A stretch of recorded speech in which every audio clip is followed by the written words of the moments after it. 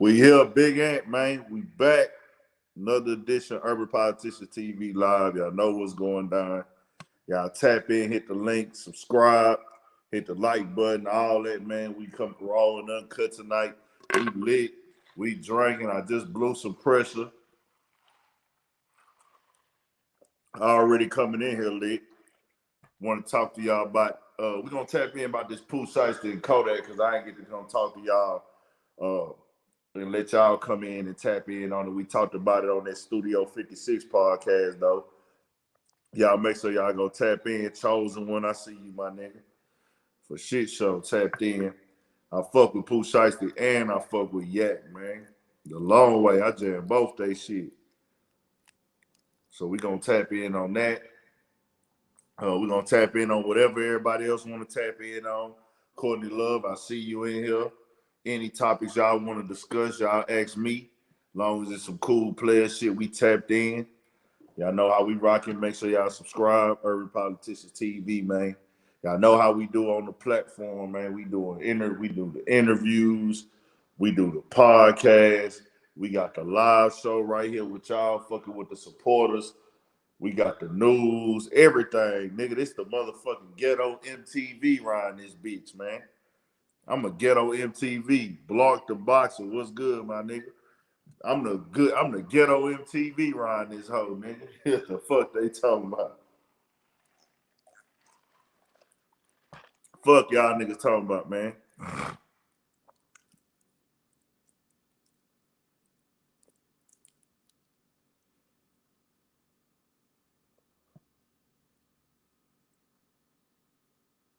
Scarface just said something.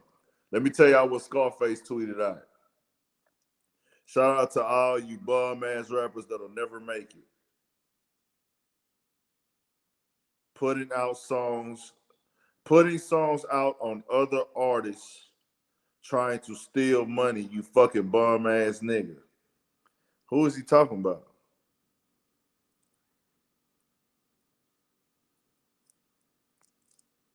Minneapolis, it's folk. Yeah, Scarface popping some shit right now, man. Scarface, shout out to all you bum ass rappers that'll never make it, putting songs out on other artists, trying to steal money, you fucking bum ass nigga. I don't know what that means. Hell yeah, man, we waiting on them stimulus checks, though. You know that, goddamn. We know we want them stimulus checks. Big Ant want every stimulus check. I don't give a fuck if I got a finesse to get that motherfucker. We want all free money. I ain't got no job. This is my job. This motherfucking YouTube is my job.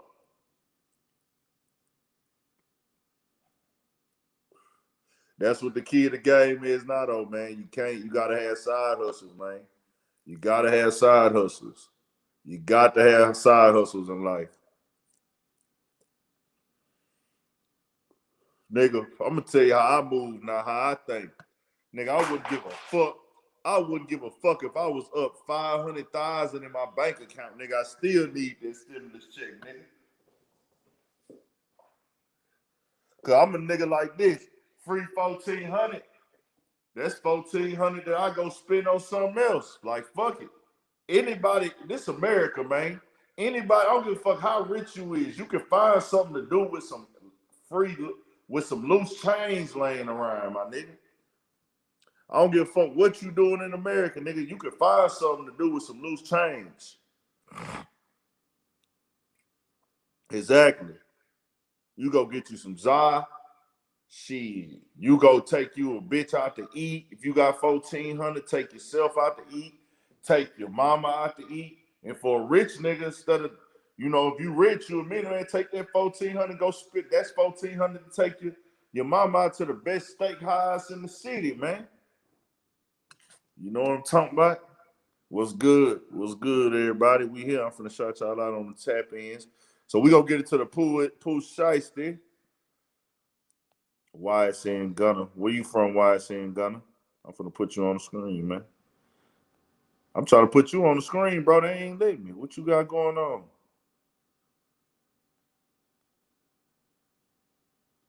Bro, you got a motherfucking mask on, bro. That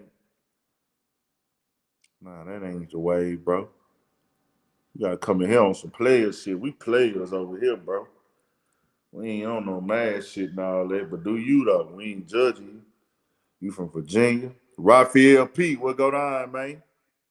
Make sure y'all subscribe to this motherfucker too, man. Rashad the CEO. Hey nigga, I need all that shit, my nigga. Shit, 150,000. If I was making 150,000, I still need the stimulus. Like I said, nigga might just go say fuck it. If a rich nigga, if a nigga a millionaire, he might get 1,400. Might be a nigga in the tennis shoes. Them some exclusive pair of tennis shoes for the nigga. You feel me? Anybody in America, you gonna always find something to do with some money, man. Shout out to Norfolk, man. I fucked with that one nigga out that hoe. Had that soul with Young Dog. Half of the time I rap, half of the time I trap. I forgot homie name, bro. Slim nigga with the dreads, man. Shock Diesel was good. So we gonna get into it, bro. That's what I want to talk about for the people coming to the stream. I don't want niggas to rewatch this hoe to be feel like we ain't on the topics. We'll get into that. Yeah, Young Money Young. Young Money Young. Yeah, I fuck with home. Half of the time I trap, half of the time I rap. That song old, but that bitch was jamming at that time. Dog got on that hoe too. Man, I ran out of my good weed, man.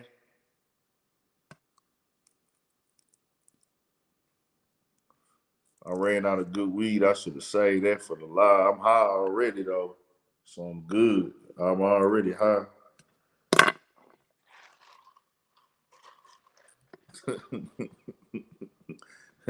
All right, so let's talk about this Kodak Black because I want to really R.I.P. my nigga Obi Noor, bro. Let me talk about Obi Noor. Rest in peace, Obi Noor, man. Dog hit me, man. We got an interview on the channel. Dope ass interview. When I did the interview with him, I told Obi Noor, man, it's really one of my best interviews, bro. My guy Lufkin linked us up on the interview.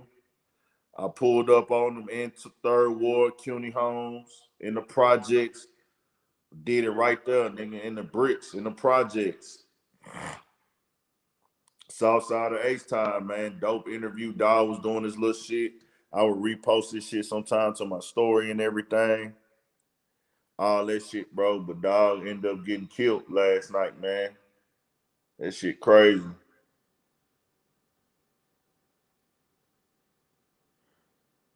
All right, relationship advice. You want to come in this hoe? Nah, underdog trucking. It's a difference, bro. And this is a good conversation to have now because this shit really ain't just based on the beef. The conversation that we finna have a real conversation. Relationship advice and pool tips. Or do you want to join in? All right, well, YS and Gunner, we'll tap in, bro. I'm gonna tap into you. Yeah, y'all hit that like button too, like my nigga C Dub say, man. For shit show. Zay Scorn, what's good, G? You know we fuck. Yeah, I fuck with Dallas though. YS and Gunner. The Bams, my nigga, hit the link, bro. Get your ass, get in the live, nigga. I seen the lame ass nigga. Bro, I had to look at something too today, the Bams. I had to look at some shit today. Um, I'm tripping.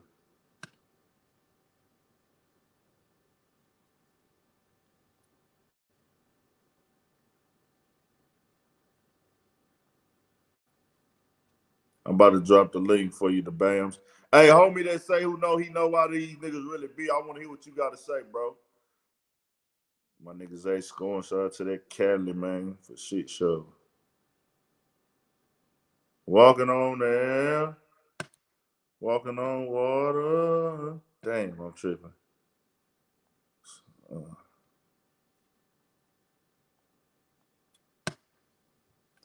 yeah, Soldier Boy beef from Randy Orton is hilarious, man.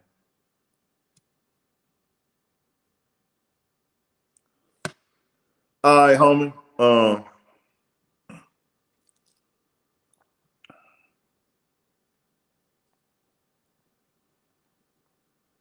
Detroit. My Detroit niggas, y'all know how we rock with y'all. What that nigga that said? Relationship and pool advice, man. Where the fuck you at? Get in this motherfucker. The Bams in here. What up? My nigga, the Bams in this house. What going on, nigga? Yo, it's good. Yo, what you see? Huh? You said you see some shit earlier. Nah, I seen this nigga, bro. I rewatched a piece of that Tekashi 6ix9ine and Academics interview from the fucking restaurant, bro. That nigga Tekashi is really a bitch. Then I went back. I was watching the Charlemagne. I was watching the Breakfast Club interview too. How we was talking about fucking it's the difference between moving. It's a team. Bro. I can't even speak. It's a difference between being gangsta and stupid. Shit like that. How he was talking about he don't roll with security and look out how it turns out now. ATM. What's up, big dog? What up? What's happening, man? So what I wanted to say was, bro, okay,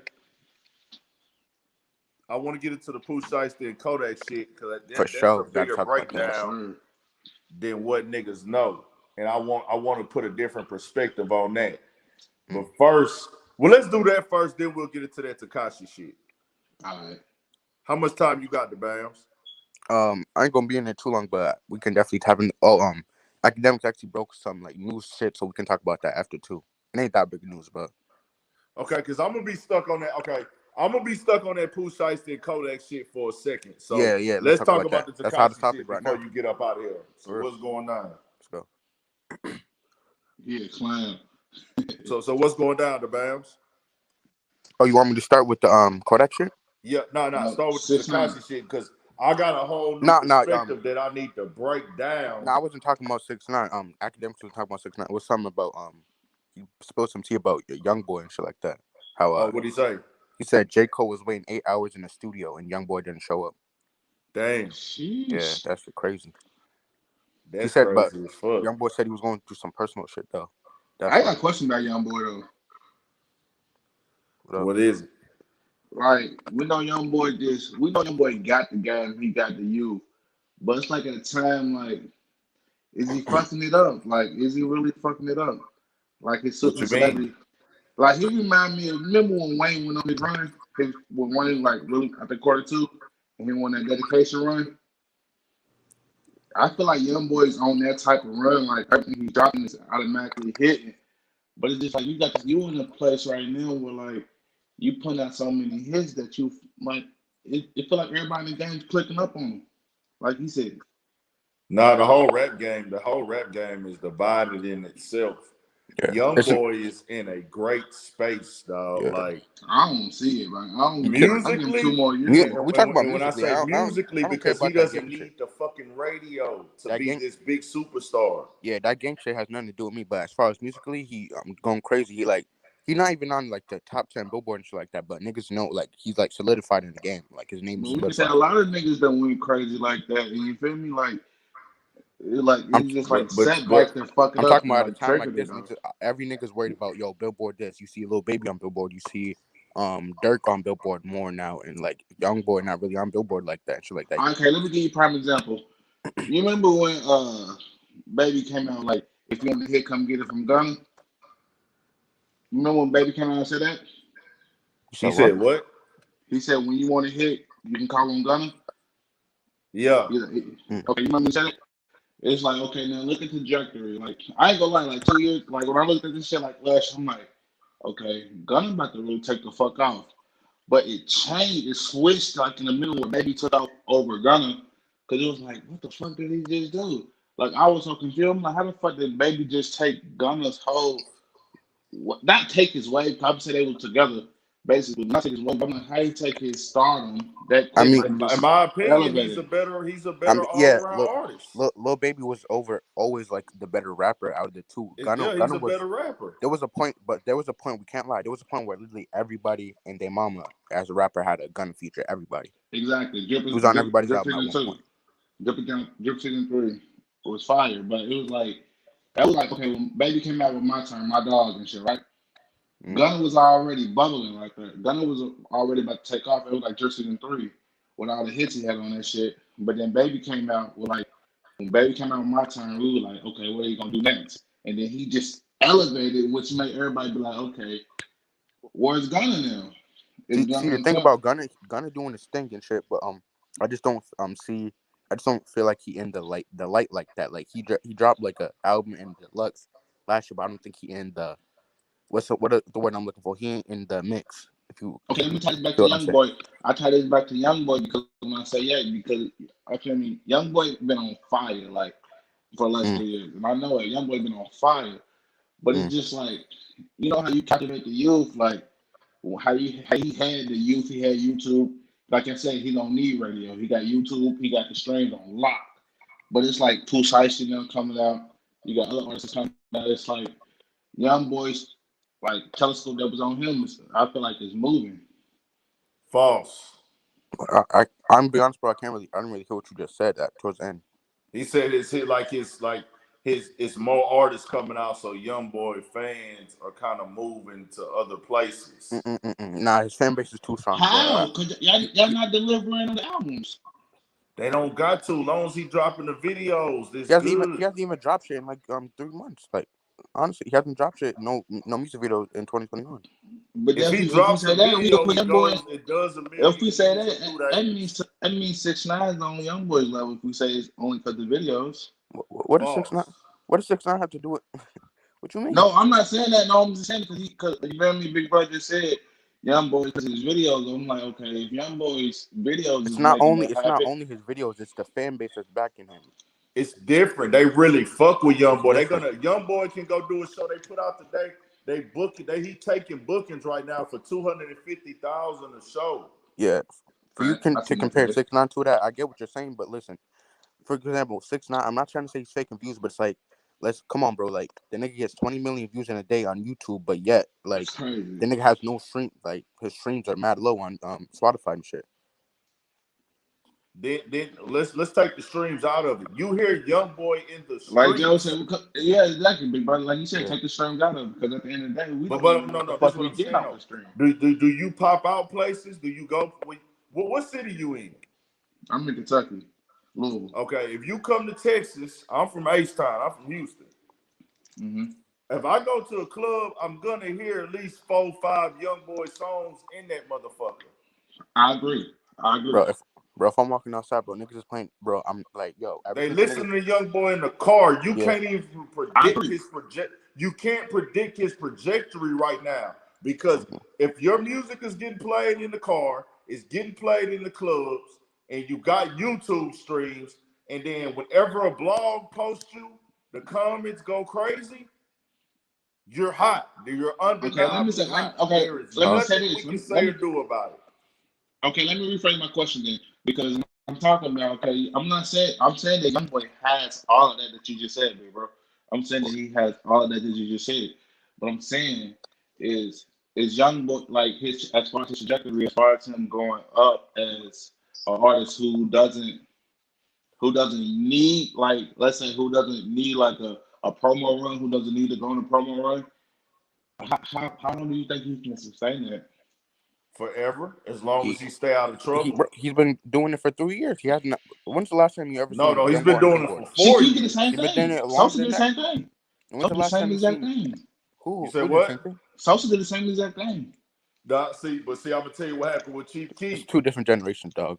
Two different It's the generations. same exact thing. He had you. Sosa had you. Yo, Nah, listen, bro. nah, I grew because up in a social. the I'm 24. I grew up in a social wave. Like how I came up on YoungBoy, I came up on social. I came up on that wave. So it's the same exact wave. Not the same no, no, exact no. wave, but it's The wave is different. Than It's this different. Sosa had the wave, but you got to understand when Sosa got to a certain point, he really like just kind of didn't care about delivering the music, and then Sosa, the blog game wasn't as heavy as it is right now with Sosa. Like Sosa came out, Sosa signed with Interscope, exactly. That's and it they to were me. handling his career a certain type of way, as opposed to NBA YoungBoy drops videos when he wants to, how he wants to, and then on top of that, NBA YoungBoy has the fan base of real live kids. Exactly. I agree with that. and grown people. I agree with Sosa that. was hot as fuck. Sosa influenced all this shit, but I Yeah. think it's a different time. That 3 or 4 years, that the gap that they have, and really Sosa hit 2011, 2012. YoungBoy came 2016, 2017. Mm. That's Right. 5-year difference of when they hit. The game has changed. Yeah, it's changed a lot, dog. You can't compare, bro. The game changes every 5 years. NBA YoungBoy is the number 2 rapper in the game right now. Do you I know say who that number? every team. I say every Lil team. Baby is Every number team. 1. Lil Baby's number 1. NBA YoungBoy number 2. Roddy Rich or Dirk. Not Dirk ain't number 3. He edging up. He inching up. He in the top 10 now, but he I ain't give Dirk number number 3. 3. Huh? I give Dirk number 3. I If say we talk Roddy about Rich like mainstream unless and Roddy Rich popularity, I would say drops in his album or he doesn't have a hit song. Roddy Rich hits were too big for him to not be number 3. Right or wrong? Right. I agree with that. So he got to be number 3. Roddy Rich got to be number 3. Just being honest. I say Uzi number 4. I got okay. Switch it. Switch right at Uzi. Nah, I can't because Uzi didn't have visuals and Uzi didn't have a viral song last year. This nigga brought the box was viral, bro. Like viral. That shit was like That shit number 1. was that shit was fucking that shit was huge on number 1. But Yeah, that was then you stuck in don't the think charts for like a whole but year. you don't think you don't think A Turn on the Tape was like his whole album, like Uzi's album, one better than Antisocial? Say what? Personally, I like Uzi's Not album better than bigger Antisocial. because we can't say didn't A Turn on the Tape sell more than Roddy? But hold on, wait. That's different. Like, listen, when Roddy dropped his album, he wasn't as big as an artist as he was now. That was that after he dropped the album, then that's when he really took off. So we can't talk about sales.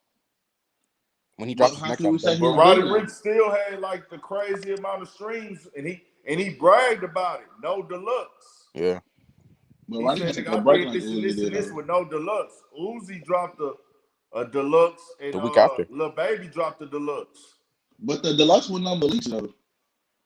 You said what? The deluxe was leaks.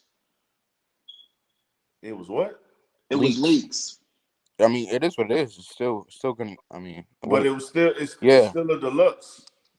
The Roddy Ricch bragged about not having to drop a deluxe and still going crazy. yeah. Like I say, it's just carrying over because the year just started, so we have to base it off of what happened last year. Uzi went crazy both of them. He went he so He crazy did. on both of them. That's what I'm saying. We're going off by consistency, bro. Like Uzi wasn't as Roddy consistent. Ricch shit went from front to back. Roddy Ricch had music videos, everything. Mm-hmm. Uzi just dropped his shit on some, okay, I'm going to drop this shit and I'm going to fall back. The numbers went crazy, though, and it was a hell of a project. That bitch went the fuck off. But I just have to put Roddy Ricch in front of Uzi for that. I felt But like like his Roddy rookie, Rich's project was marketed more and pushed more than his. You get what I'm saying? So I automatically push him as number 3 and Uzi number 4? I'm confused on that one, bro. If I'm not basing this off of opinion. I'm basing off of the numbers and what we hearing, bombing, banging in the clubs and in the streets. That's how I base music. I base music off of what you're doing on YouTube, your streams. If I'm riding in the car and did it pop? Did your music go pop? What Uzi song popped? Just on a the single. album? Huh? On the album? What Uzi song hit the radio and went pop? None. There we go. Then that's not a slight to Uzi. Uzi doesn't him and his team, they don't market his music like that no more. Yeah. They don't try to do the Money Longers and those other type of songs. Money Got Longer, or You Was Right, I Was Wrong. They don't order XO Tour Life. If XO Tour Life would have been on this album, then guess what? Uzi is in front of Roddy Ricch. Because XO Tour Life has such a big impact. But you will put, but you say But you because just he picked doesn't have a smash single. Okay. Lil Baby had like 8 smash singles. NBA YoungBoy, the reason why NBA YoungBoy is number 2 is because nobody's dropping songs that consistent and doing millions of views every time. And then you hear it in the club and in the cars and you see them all over the internet. The only nigga doing that was NBA YoungBoy. That's why he number 2. Let me ask you a quick question real quick on the side. Okay, you say Lil Baby had 8 singles. Okay, so I got 2 questions. Okay, 2 people to compare him to. So would they make Lil Baby bigger than? Would they put Lil Baby in front of Travis? In 2020, he was. In 2020, Travis ain't dropped shit in 2020. But as you can see, Astro World was still like carried into 2020 though. That's you say what? From that album, from that one album. Astro World still carried into 2020. What you talking about? As far as his album, like you said, Lil Baby put out 8 hits, right? Travis Scott was not hotter than Lil Baby in 2020 at all. Nobody was hotter than Lil Baby. Not musically. That's what we're talking about musically. We're talking about who the streets is fucking with, the charts is fucking with, who popping in the club. If we talk about charts, then has Ronnie off of one song, just because he had one song that left him on the charts for so long, how is that one song better than my album? Who are you talking about? Roddy Ricch? Uzi. I go back to Roddy and Uzi. But Roddy had 2.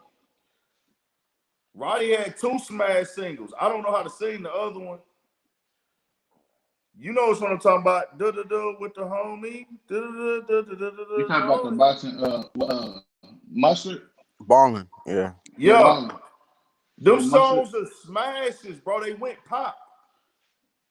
You got white people doing memes to them. They going viral, the TikTok challenges, all of that shit, bro. But without no smash hit, my album sold 350 first week. I don't know what you basing. We basing it off of all around, bro. Yeah, the whole year, bro. We basing it off the whole year. Whose shit was just carrying on. Travis Scott didn't drop no music the whole year, dog. True. Yeah, he got a couple features. He got a couple features. He got a couple features. With who? He got the feature with Thug. He got the feature with Nab on the Turks. He got the. I know he did something with Pop Smoke and everything, but bro, he wasn't even active as an artist, bro. See, this is the problem that we have with hip hop. We rob niggas of their moment. I'm not robbing. Nobody should have ranked Lil Baby on any category because that was his year. I put Lil Baby as number 1. That's why I said in the beginning, like Baby passed up gun. Like I didn't see that coming. I respect that. So okay, that's that. So that's all I'm saying. It is what it is. These niggas are the top niggas in the game, undeniable. And I'm basing it off a nigga who hear it in the cars when I'm at the gas station. The times I do hear the radio, I hear it. It pops up on my YouTube algorithm. I see when they get posted to the blogs, it go crazy. They got the streams to back it up. They got the views to back it up. But we know some of that shit's payola though, bro. All the top rapper shit is payola. Exactly. That's what I'm saying. So, but it don't matter. The people are fucking listening to it. When I see the girls putting it in their stories, I see niggas putting it in their Instagram stories. I see people using your lyrics as they caption. You're hot. Yeah, Baby number. I say Baby number 1. I'm trying to tell people. This is why niggas like Tekashi are not hot. Nobody's using your lyrics as a fucking caption. Tekashi not hot because if the streets ain't fucking with you, bro, you're not gonna blow. Exactly. That's the point I'm making. These are the niggas the streets are fucking with. Moneybag Yo. The streets are still fucking with the Baby. The streets are fucking with Lil Durk. The streets are fucking with Pooh Shiesty. They fucking with Drake, of course. They fucking with Future. They still fucking with Rod Wave. Believe it or not, they still fucking with Kevin Gates. Pop Smoke, even though Pop Smoke. Even Fredo Bang coming up. Huh? I said even Fredo Bang coming up. Fredo Bang. Fredo Bang coming up for shit show. Fire. Polo G. Might be missing a few, but that's the main niggas right there, man. So where you see? All right. So what do you see? Spot him got him in a year. Spot him got him. It's Yeah. on him, and he got the nigga with him. Sean Cotton say cheese, a fucking cultivator of this culture. Spot him got He him. got That he got a hit Florida right now. sound I go can't. It's crazy. still a little too We late to see see what it. he's gonna be next year. I can see him going up if he can. All he gotta do is keep doing what worked for him with this. Yeah. All he gotta do is stay consistent. You got a song that charted, bro. Hey, I can't say I can't predict your future until it happens now because you already on the charts. You did something that you wasn't supposed to do. You did the 1 in a million thing. You charted as a street rapper. Do that hinders an artist's career though? Like as far as like say for example, like Black Boy Hell JB. nah, they don't hinder an artist's career. You don't think Black Boy JB got too much exposure too fast? Nope. I think Black Boy can low key make a comeback. Like not even a comeback, like get another hit if you wanted to.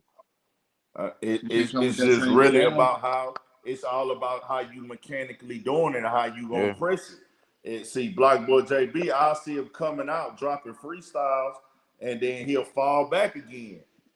Man, that nigga Black Boy JB, all he need to do is get in that studio and keep pushing out tapes. And it's also on, what hurts these artists is when they sign these deals and they so big, the labels don't want them to put out nothing because they don't want them to put out a project that seems like it didn't sell.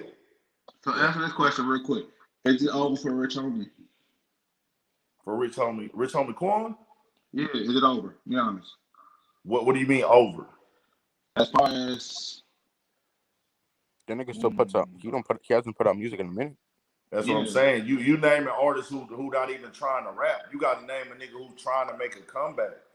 He just. I don't count nobody out who just didn't get ran out the game and give up. That's just me. Everybody is always one hit away. That's how I feel.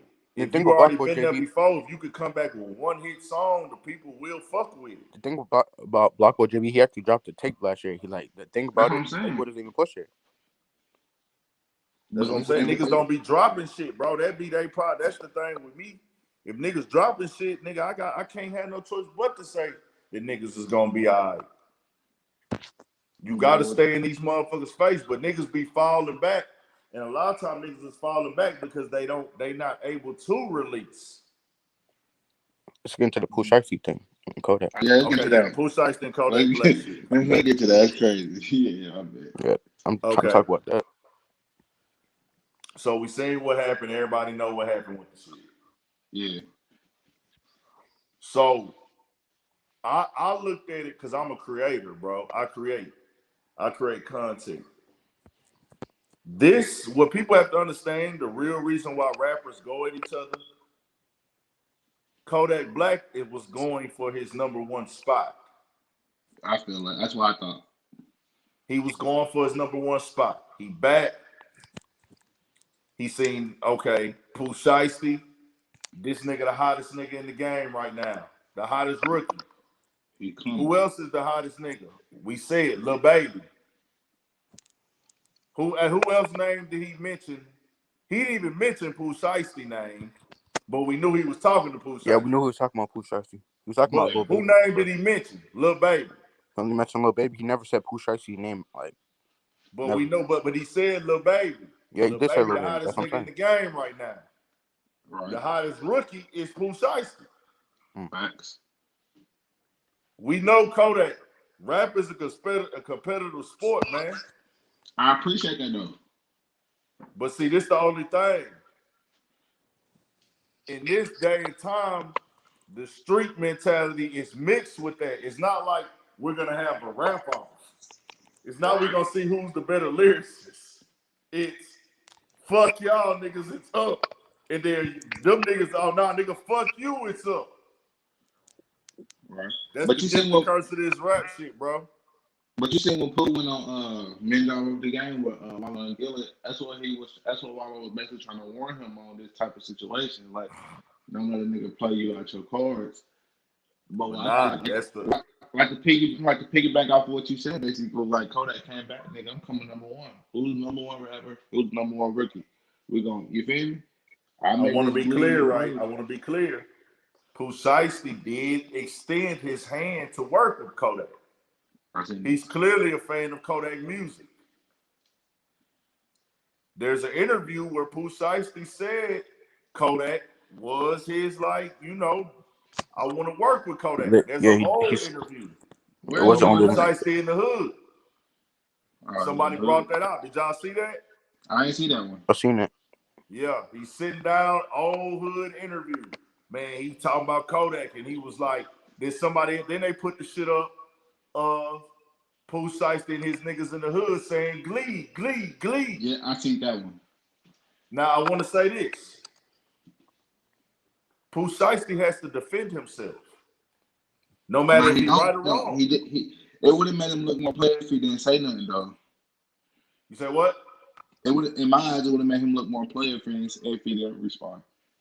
Nah, false. I said in my eyes. Yeah, that's in That's my in eyes. your eyes, but I'm saying the way Yeah. this game worked.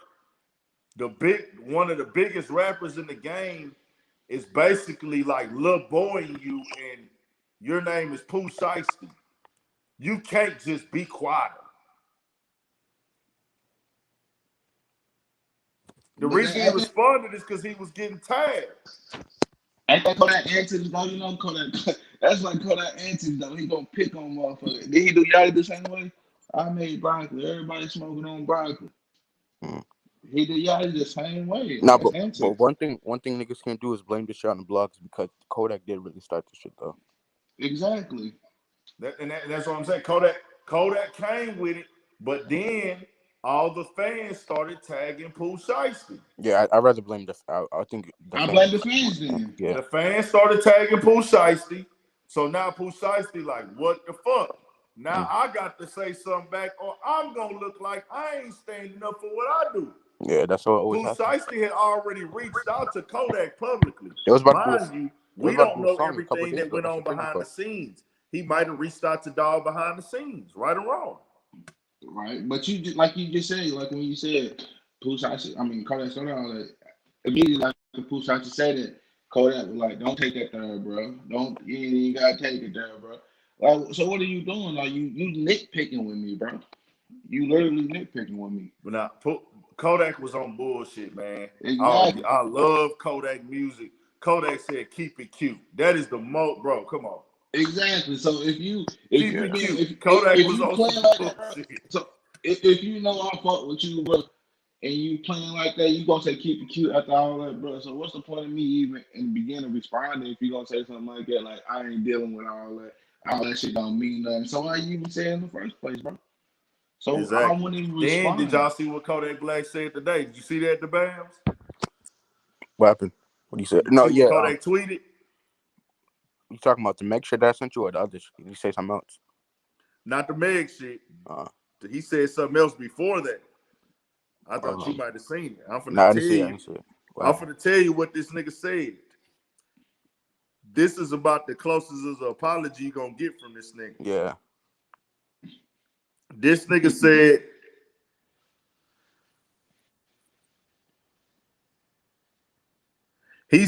this is what Kodak said after all that shit went down the other day. I've been seeing the admiration dude have for this shit. That's kinda on me. But really though, ain't shit sad.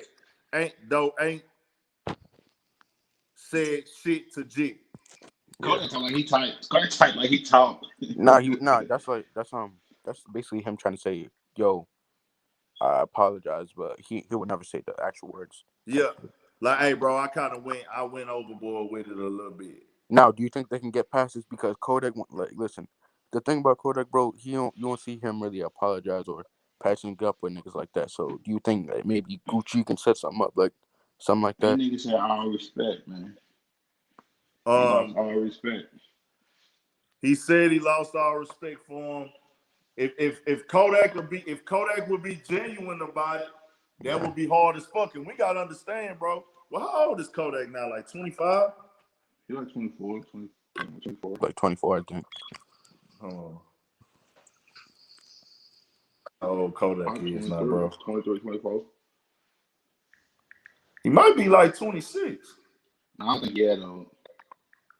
I think Kodak younger than me. Oh no, that nigga 23. That's what I said, 23, 24. So Pooh Shiesty is 21. Yeah, it's gonna be kind of hard. Exactly. Like Pooh Shiesty ain't When going for niggas that, is that bro. young, bro, Pooh it just don't work Shiesty. like that. All respect, you ain't about to make me look pussy. I'm supposed to put on Instagram talking about we cool, fuck that shit, man. And this is what I want to put out there. Why these rappers have these issues? It's a sport for one. That's what people gotta understand. This shit is still a sport. I'm defending my craft as much because everything is tied into the craft of your rap persona. The money spread, my lingo, that's my status and my level of rap that I have felt that I've created and I stamped. And nigga, I'm not gonna let you come over here and use some of my shit without acknowledging me and stamping me. So you say that's how Kodak feel? That's how Kodak feel, but that's how every rapper feels. Every rapper, if you're a creator, and this is the difference between the great creators and the regular creators. If it doesn't bother you, you just don't have the same level of passion that another nigga has for his shit. Niggas will die over their fucking creativity and their craft and their passion. I would have took a Drake or Jay-Z type route and you feel me, through a little slick shot in the verse. Like I see you niggas biting. You feel me? I see y'all niggas biting, but that shit ain't, you feel me? It ain't the real me. Y'all niggas biting. I see y'all niggas. But see, it's a difference, bro. It's ego. It's because everything gets tied into this now. When you're a creator and this is your livelihood. So Pooh Shiesty, his personality, his feelings, his artistry, him being a rapper, his morals, his street code, everything is tied into his rap career. So if a nigga shits on that, I feel like you just shitted on my whole space as a rapper, a person, everything. So I'm gonna feel a way about it. And a lot of times, especially as black niggas or niggas, you feel like, nigga, I'm ready to die about this shit. That's the love that they have for the game. It's a hustle. That's a love that these niggas have. Because this is not no street beef. This isn't like it's rap beef. It's rap beef. It's not a beef where, oh, you killed one of my homeboys like the Chicago shit or y'all dissing my dead homies. Nah. This is, hey nigga, you said something from your position in the rap game publicly to my position in the rap game. I feel like you sitting on everything I stand for. Nah, but I'm gonna be honest with you. This shit childish as fuck, bro. Like, how you gonna? But see, that's what I want to tell you. Hold on, wait. Exactly. But how you gonna come at a nigga just because they doing the same money spread as your ass? Are you fucking kidding? You should be happy that nigga can't do a money spread. That he made it out the hood. You should be happy for him. Okay. But listen though, bro. Listen to what I'm saying. This is the other side of the creative space. I created this shit. I created this lingo, and niggas are doing it without publicly acknowledging, hey, this is Kodak Black that I'm doing. But then they Kodak look corny, keep going at every rapper he feel like buying his style. But this is the thing, bro, which you're not letting me say. I can't tell another creator, like the logical side of me, the grown man side of me, the nigga that don't want to see Pooh Shiesty or Kodak Black beefing. I don't want to see none of these rappers beefing.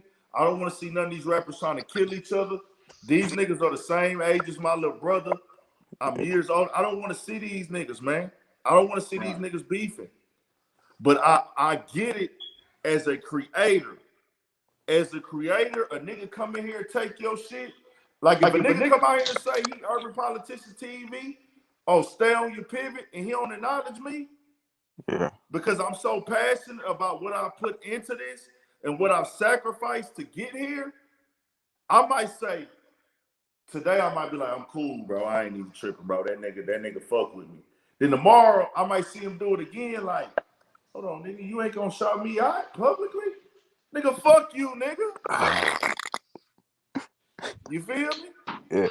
That's how it is when you a creator, bro.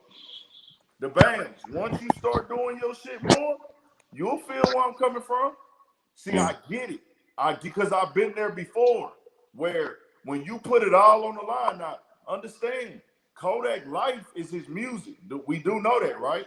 Yeah. Yeah, I agree. Do we all know Kodak is a top lyricist in the rap game? Yeah. What you mean top? How far is top? No, he's definitely lyrical. Like he might be not like a JID. Is he top 10 lyrical in the rap game, Kodak Black? I wouldn't say top 10. I'm not gonna say For this Kodak is generation. not top 10 lyrical? For this generation, you mean? Of this generation. Yeah. Yeah, I said this generation. Yeah, this yeah, generation, right. I thought Kodak is top 10 lyrical. We do know that Kodak hit records are probably his least amount of lyrical records, right? Does everybody in the chat know this? Yep. I agree. My favorite songs of him is his melodic records, personally. But my favorite records by him I is agree. melodic when you listen to what Kodak is saying, how he's twisting the words up and playing off the words and the flows, he's got it. Kodak is on another fucking level. When you say of this generation, you mean like Lil Pump and all them?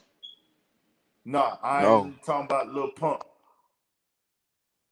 Kodak Black is lyrical. Lyrical. I stand on that. Niggas ain't fucking with Kodak when it comes to them lyrics, man. I wouldn't say nobody though. Like not nobody, but Kodak is even one of them even niggas. your boy, even Mozzie, like Mozzie. Well, Mozzie different. Yeah, Mozzie. I'm just saying, Mozzie and this Kodak 23, man. So as a youngin, all right, Top 10 lyricists in the game right now for this generation. For this generation, but you say you're not talking about Pump 25. Okay, 25 under. I do that. That's disrespectful for you to even bro, mention Lil Pump and Kodak Black name. Them niggas not even hip hop. No. I'm saying, yeah, you said 25 under. I had understand what you're talking about. You said 25 under. Honestly, yeah, I'll give him that. Kimo Sabi, have you sat down to listen to a Kodak Black project? The last project Kodak is not bar heavy. Kodak is lyrical. Y'all ain't listening to the music. I give him top 5, 25 and under. You got to do your homework. See, relationship advice, no. Relationship advice, no, bro. You don't listen to the hit records.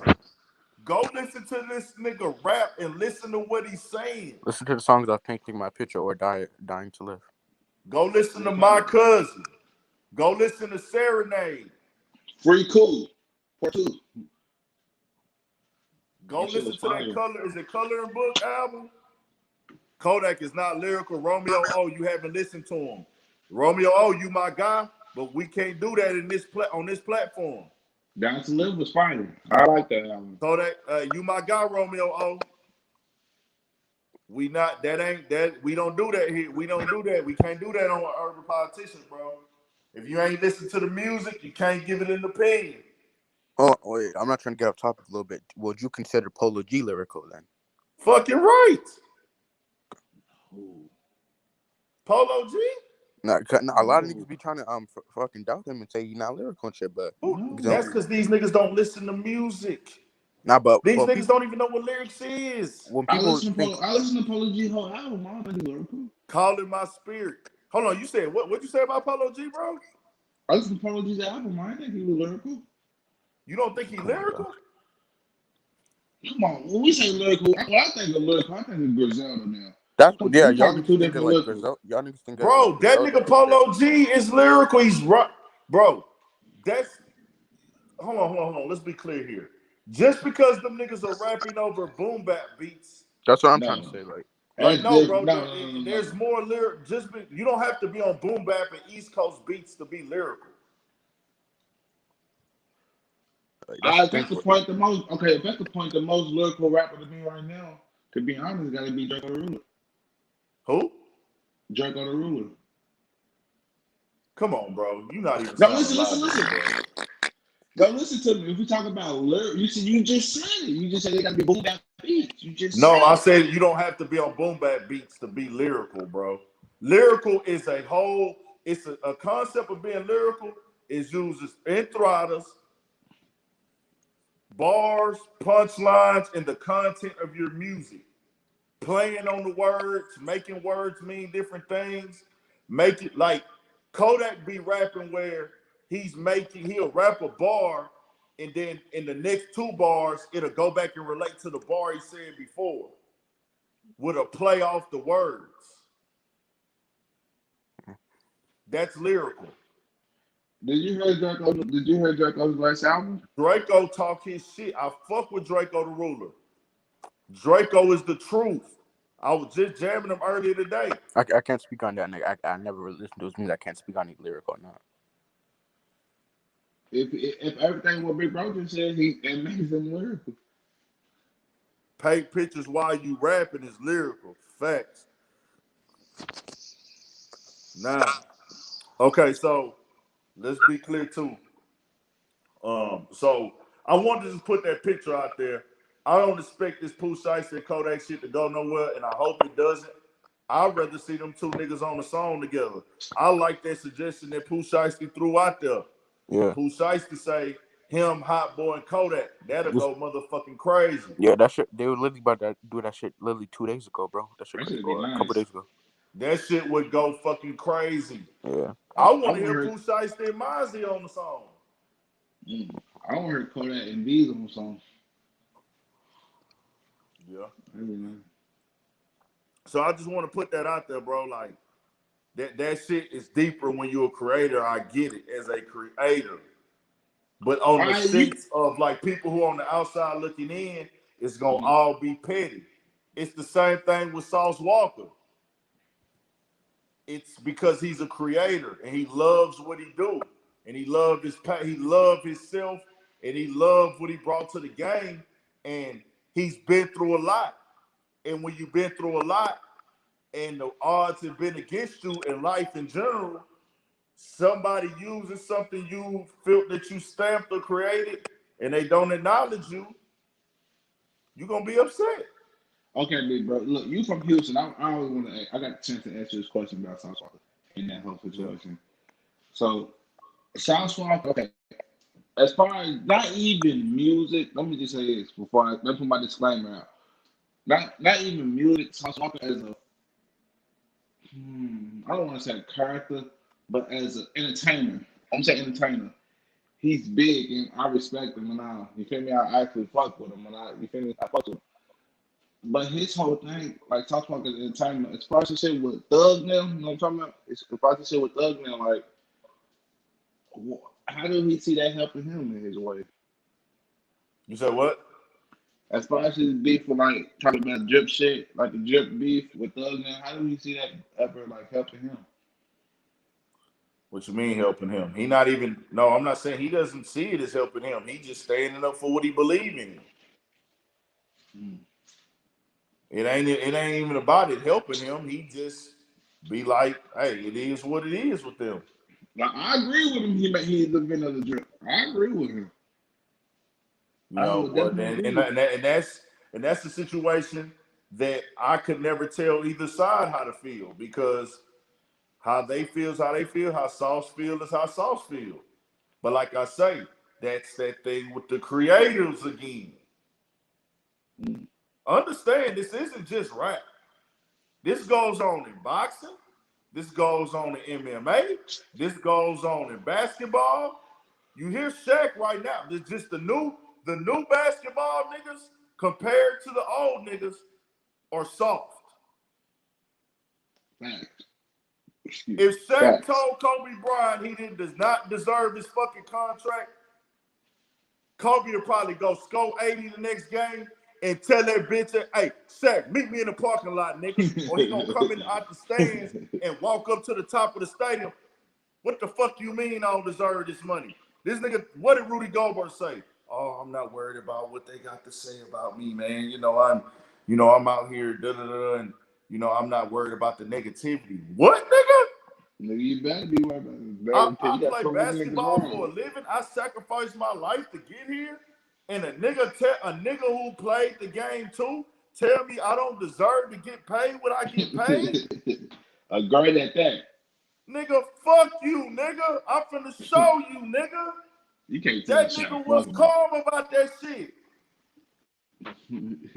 What, you can't nigga? tell Shaq fuck him though, man. That's crazy, man. You say what? You can't tell Shaq fuck you, man. Nigga, fuck Shaq if he told me that. Who the top nigga in the media game in here? If Vlad TV, No Jumper, Charlamagne the God, Joe Budden, Tell Big Ant, you don't deserve to have to be recognized in this game, nigga, fuck you, nigga. The fuck you mean all this shit I done did? Nigga, that's the difference, bro. That's the difference between, that's what separates a great nigga from a regular nigga. That's what separates the Raft and the jerseys. As far as, okay, that nigga who, he had a little name, but he forgot about. Antoine Walker ass nigga. You see what I'm saying? That's the difference, bro. Yo, Some niggas just want to get their money. I don't knock that. Do that too. But nigga, I don't just do what I do for money only. Some niggas only in this shit for the money. I ain't just in it for the money. Hey, I but a lot of niggas will never admit, in rap, it's not cool to admit that you personal about your craft. Right? We do know that, right? A lot of rappers, they too street and too cool to admit that they love their craft and they love their music. But guess what? If another rapper tell them they trash, they ready to kill that nigga. Right or wrong? Yeah. All right. So that's because they love their music. They just don't even know it. So why do rappers hate when niggas tell them their music trash? You said what? I said, why do rappers hate why do rappers hate when a nigga tell them? Because they love their music. They just don't know how to admit it. I'm talking about when a nigga because if you didn't care about your music, the way that they say, oh, I'm just in it for the money or I'm just hustling, you wouldn't care. Like, okay, take for instance, Lil Baby didn't get nominated for Best Rap Album. That nigga was fucking upset. Yeah. We knew he should have won that. Everybody knew he should have won that. But it didn't. He was very upset. The Grammys come next week, I think. You know why he was upset? Because he loved his music and he put that work in to get there.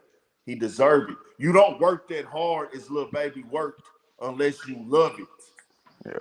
Whether you in it for the hustle or the craft, the recognition, everybody want recognition for their craft, bro, or for the work they put in. Was he even nominated for Artist of the Year? Huh? Was he even nominated for Artist of the Year or Rapper of the Year? He was snubbed. Yeah. Not for rapper. He was nominated for Best Rap Artist, but not Best Rap Album. I think he might win with I think he was nominated for Best Song, right? With The Bigger Picture. The Bigger Picture he got nominated for that. If he don't win that shit, I don't know, bro. But they gotta give him one. He gotta win one Grammy. It is no way. If they don't let Lil Baby walk out with at least one Grammy, this is bad. They got to give him the Bigger Picture one because everything us black people went through. They ain't right at Grammy. Yeah, they ain't trying to get a Grammy. That's crazy. But I ain't gonna lie though. I ain't gonna lie, bro. At that time, that song meant way more than it did now. It do now. I don't know how have they already picked the winners. I'm assuming they just announcing because if the vote is recent, the Bigger Picture is not where you know what I'm saying? Yeah. They'll give it to the Baby. Yeah, Money Man, the truth, man. That's all I listen to. That nigga hard. I don't know that nigga. Man, Rob Wade about to fuck the streets up with that new album, man. So I'm concerned. Rob Wade about to fuck the streets up with that new album. Oh yeah, Rob Wade finna go crazy. He fucked up. I thought he fucked up after the Ghetto Gospel with that follow-up album, though. So what? Right after Ghetto Gospel, that follow-up album he came out with recently. Pray for Love? Yeah, Pray for Love. I don't feel like it hit as much as Ghetto that shit Gospel. Maybe So that's that was the message I wanted to get out today. I know yeah. it took a long time to get it out. Why rappers actually beef over their craft and the rap shit Yeah. and everything. But it's the same thing with every sport, bro. Every type of creative space or thing you have to put work in, you want to be number one in it. Is it petty sometimes though? It's just petty beef sometimes. If you're not a creator, it's petty. But if you're a creator, it's your life. Your music is your life. That's what I thought some separates the niggas just bro. Like go I said, for that's what separates the Michael Jacksons from the who's the nigga who was popping for 1 year? Prince. I mean, I ain't gonna say that. Let me take it back. I'm saying Michael Jackson Prince beef. You feel me? Prince felt like Michael Jackson wasn't. Michael Jackson, Prince, Usher, Chris Brown. You Yeah. see how Chris Brown spaz out every time somebody say some fly shit about his music? He ready to fight a nigga. I ain't solidified. I don't care what a nigga say. You say I what? feel you. I said he's solidified. I don't care what a nigga say. He already That's did because his you're work. not a creator. No, I'm saying he already. I'm saying he's solidified. Like he already did what the fuck But he supposed to do. I'm telling you, you can say that because you're not Chris Brown. You didn't go you didn't go and spend 12 hours a day learning to turn front flips, standing straight the fuck up. What you saying? Huh? So you saying like? So you saying he got more work to do? No, he don't got shit to do. What I'm That's what I saying just is said. when somebody shits on him, he's thinking about how many hours, nights, everything he's been through in his life to get to the point to be that music talent and entertainer that he has become. Yeah, I get what you I said. put my life on the line to be this, and if somebody says something about it, I'm gonna be taking it personal. So you ain't gonna let nobody disrespect your art, no matter what. Where you at in your career? That's what Could basically you what you're call saying. Michael Jordan a trash basketball player?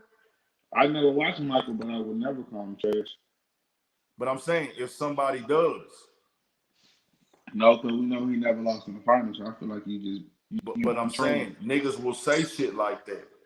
They Niggas will say trolling shit though. like that. Niggas will say this like LeBron. LeBron just goes a little bit more easier about it. How niggas shit on LeBron craft. And it's just one of them things, bro. Just like Floyd Mayweather. That's why Floyd Mayweather was always popping his shit because, hey, nigga, I be in the gym while you niggas is typing on y'all phones and on the computer talking shit. While the analysts are sitting behind the desk discrediting my craft, I'm in the gym. My hands are swollen. My But feet are swollen. but just My because body sore. somebody like Logan Paul coming out talking shit, you go fight him, no matter what. We know you don't need them. I'm not saying you gotta fight them, but you're gonna have a response. It's sometimes you're gonna respond because it's like, hold on. They might catch you on one of them days. Yeah. I didn't never be. So if Floyd, we know Floyd gonna win. I'm just saying, speaking hypothetically, if Floyd was to lose, speaking hypothetically, we know he gonna win. Would you look at Floyd different? If he lost, Yeah, keep it real. if he would have lost the fight, No, If if you he lose lost the, to Logan Paul, would I look? hypothetically Hell, speaking. y'all would look at him differently. Mm. Not in his boxing career, but he shouldn't even be in the ring, period, right now. But I mean, he gonna do what he want to do. Go get your When that bag. fight He his happening own anyway? boss. But I think I put you back to I April. wouldn't hold that on his boxing career because of the fact I know he probably shouldn't even be in the ring no more. But the whole world gonna look at it like that. So like, as far as like you just said, like people defending their art and defending their craft. Like as far as you let somebody come in, you feel me, come in your realm and fuck up everything you got going on just because the nigga This said is an it. expedition match, though. It's not even counting on his record. We know it ain't count, but you think about it. When Floyd lose, niggas still gonna be like, damn, bro. Yeah, You did niggas don't lose care to if it's that an white expedition boy. match Niggas though. ain't gonna care, but Niggas it's don't. not Niggas really don't care. affecting his boxing record. It's gonna fuck up his persona for sure. You think niggas ain't gonna care if Floyd lose to Logan Paul? Keep it real, bro. But Niggas I not don't. gonna be You like, say you what? went 51-0, but nigga, you lost to Logan Paul. Niggas gonna use that over his head forever, bro. He's But never he gonna knows, look at bro. him the This same. right here is an easy bag. He's not finna lose to Logan Paul. I agree with that. I agree with that. We know I'm he's just This not is gonna an saying. lose. So we're saying easy hypothetically. bag, bro. I'm just saying, speaking Easy bag. hypothetically. Whatever he making, this shit is a walk in the park. Yo, man, why you put IG models and IG thoughts in the title? You said what? I said, why do you put IG models and IG thoughts in the title? What's that I about? don't know. I just want to talk about some bitches tonight. Maybe get some bitches to join. Man, these hoes getting that money out here, bro. Yeah. Not all these hoes getting that money. A lot of these hoes that you look They up to, tricking us. a lot of these hoes you think is bad on Instagram are poor. They're poor. What's your And it's definition of nothing poor? wrong with struggling. Everybody struggles. But What's there your is definition a of poor? problem with faking like you got it and you don't. There's not a problem with faking either. The problem is acting like you're better than people. That's the problem. Okay, so when you say your definition of poor, what's your definition of poor? What do you think these bitches? Some of These these poor. bitches are scraping pennies together. That's tough. Some of these bitches can't even afford shampoo. But And on they on Instagram, you're Instagram? looking at the image and you think that the bitch is out your league. Yeah. I've seen it. I've seen 4 bitches, and I'm not knocking nobody's struggle. Everybody's struggling. I've seen bitches who niggas think is lit and popping and da-da-da-da get close and personal with the bitch. She ain't got nothing going on. Yeah. And be clear here. Everybody be up and down. Ups and downs is a part of life. We not knocking nobody for going through no financial situations. We not knocking nobody for struggling. We not knocking none of that. We damn sure ain't knocking nobody for who got jobs.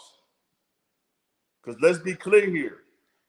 Half the motherfuckers you see on social media, they feel like they too good to work a job. Yeah. They need to be working the job. Bitches who be listening to old B Simone talking and shit, man. They be trying to talk shit on the real nigga. These motherfuckers they don't be knowing where their next dollar gonna come from talking about fucking job. B Simone a fucking clown. Huh? B Simone, she a clown. You said what? I said B Simone a clown. They be B listening to Simone, I B heard her Simone pop. talking shit. But you know when I listened to B Simone when she reworded it, I know what she meant though. But she Yeah. didn't. She didn't. She trying to fix She it for the didn't deliver club, that bro. the first time when she was talking about she didn't want to fuck with a nigga who got a job. It wasn't a sentiment of I think that I'm better than them because she didn't iterate it right. I get her because like, okay, me being a nigga that's not employed, right? Right. I can't go get no bitch who got no job right now because I be up at 2, 3 in the morning on, watching shit. I might be in the studio. I don't be in the studio as much as I used to, but I used to be in the studio till 4 in the morning every morning. But a A bitch bitch feel who like a got a nigga job falling is down with not going Berkeley. for that. You feel me? I feel you. A nigga taking phone calls at 2 a.m. Nigga gotta move on the fly, be on my phone all day. You know what I'm saying? Some bitches like a nigga that's gonna go get it though. So what? Some bitches like a nigga that's gonna be on the move like that, that's gonna move around though. But see, that's how it's very rare though. They say they want that. But like Kevin Samuel say, a lot of bitches don't. They think they want that shit, but they think they want a successful nigga. But guess what? A nigga that got to get out and hustle every day, he not finna be at the house with you all day. And then if you have a baby for him, you're gonna be at the house with the baby by yourself while he out ripping and running 12 hours a day. See you in the morning, see you at dinner, nigga at bedtime. Real talk. Nah, what B Simone said though, Flyboy and Romeo, when she echoed it the first time, it came off bad. But when she came back and explained what she meant, I was like, okay, I get that part. When she said that time, because she is correct. I've had a bitch right over here on this couch, bro, at 3 in the morning. No, let's be clear. I picked the bitch up at about 11. Told her I needed to edit these interviews to drop tomorrow. These were interviews that niggas paid for. So when niggas pay me for interviews, I push they shit out quicker. So I'm like, I gotta edit these interviews to get them dropped tomorrow. I said, give me a couple of hours. Let me do this shit, just chill right. So she chilling on the couch for like an hour. Well, she like, I'm finna go get in the bed. She get a little attitude. And then about 3 o'clock, I'll go get in the bed with her. I'm thinking I'm finna fuck and then go to sleep. This bitch cops her attitude. She cops her attitude, my nigga. Real talk. You feel me? My girl be doing the same shit though. She copping that. I'm like, damn, bitch. I'm out here chasing the motherfucking the goddamn success story right now. I'm chasing success, bitch. Well, You ain't like, man. You feel me? So I get it. I get what people be saying in that realm because I've been through it. And she not the only that happened with a few females. Oh, what are you doing? Oh, what you doing that shit for? Really, bitch? But these bitches should know what you be doing though. They should know you. You feel me? Your Bitch, presence. what? No, they don't. Bitches don't be knowing. They You gotta don't let be them getting know. it. They don't understand it yet. They can't see the vision. Mm. They can't see what I'm trying to build up. They don't understand this might be a 5-year, 10-year process to get to that level. Nah, see verbs on her. Ain't no smashing first. Then you gotta do business first. You gotta turn when you trying to take off, you gotta put the pussy second. Pussy comes That second nigga when said you I trying would to grind, my smash nigga. All right, The and pussy. I'm get out of here, dog. But All right, appreciate y'all. homies. We Shout out to back everybody in the tomorrow. chat. Probably we up. All right, you going All live right, my tomorrow? nigga. Huh? Going live tomorrow? Yeah, man. We gotta. Me and Pookie gotta take care of some business tomorrow. You know, if we get done early enough, I'll be live. All right. I'll hit you. All right. Nah, that's the only thing I'm saying, y'all. You ain't Who fucking else with wants it, to man. trap in this hole? Now, this the point I'm trying to make, bro. Like, I be speaking from experience on this shit, bro. Especially being a YouTuber. When I first started YouTubing, bro, a lot of people didn't really respect this. A I lot of peeped people it from didn't the really, beginning. huh? Like on the real shit, bro, you popped up out of nowhere, bro. I'm like, what the fuck is this shit? But it What kept you mean? coming. Like your content, it kept coming. Like you kept smacking with the content every day. You know, I don't know when I first seen Urban Politics, I was like, what the fuck? Like, I was like, oh, that's some Houston shit. But then it kept going global and global and global. I'm like, oh, that shit's fire. I've been tapped in ever since. Man, they fucking got me. I think they got me like, they got my shit kind of low in the algorithm right now. Yeah. I Like a hate lot this of shit. This like the third time this shit didn't happen, bro. And the yeah. fucked up part about it, that shit, you don't know when you gonna get out that bitch. The shoe hustle, yeah, for shit show. I got a lot of work with TSL. Yes, that shit Like, fire. that's the only part about this shit, bro. Like, and you can't complain, nigga not complaining, but it's like, you know what your numbers do normally. You know what I'm saying? Fact. And it's like, damn, I know what type of subscribers I normally get. I know this or that. And I've been here before. So you just gonna keep, you feel me, pushing this Yeah, I'm shit gonna through keep double dropping through. regardless. I don't care. That's why I don't pay attention to the views. I just try to make the content as good as possible. How long do you usually take you to edit this shit on like a regular video that you're doing? Depends on the video. Them voiceovers, they be easier. When I'm sitting down, that shit take a long time. When I put my face on camera, Yeah. that shit be taking, I don't even be keeping track. But I know I can get a video done in an hour for sure with the voiceover shit. Bro, okay, I got another question. Bro, what happened? Whatever happened to this Meg shit? Like, what the fuck we supposed to do with that shit, though, bro? For real shit. With the what? With the Megan shit, man. The Megan and Tory shit. Like, get to the, like, motherfucker. We gotta wait till the court date, dog. He playing the safe. Now I'm saying you just gotta be fair. You gotta be honest about it. We gotta be fair. But like in Houston native, how you feel about it though? You still fucking with Tory? Big Ant, what's up, baby? What's good, G? Now, with me, bro, like I say, if Megan would have came out and told the whole story, and like I said, I don't know who's the victim, who's not here, because Megan's not telling the whole story clearly. That's just what it is. There's no disrespect to her. I'm a factual platform. I try to move out facts as much as possible with my platform, and I am not perfect. I make mistakes, but if she would have just came out and told the whole story, I'd be like, okay, I believe you, Megan. But from the jump, her story's been flipping and flopping, and it is what it is. It's from a real Texas nigga, man. It's something else that went on. Yeah, it's something crazy about that, John. And are you definitely right about that? Else. I just if want it wasn't nothing else. I want to know why they told Tory why they told Tory Lanez he couldn't bring out the information. Like, they said he can't about on the case. I yeah, know, he can't. It gotta be something else. I'm so curious to know. I ain't gonna lie. It's gonna come out like I was saying since I've been reporting on that shit.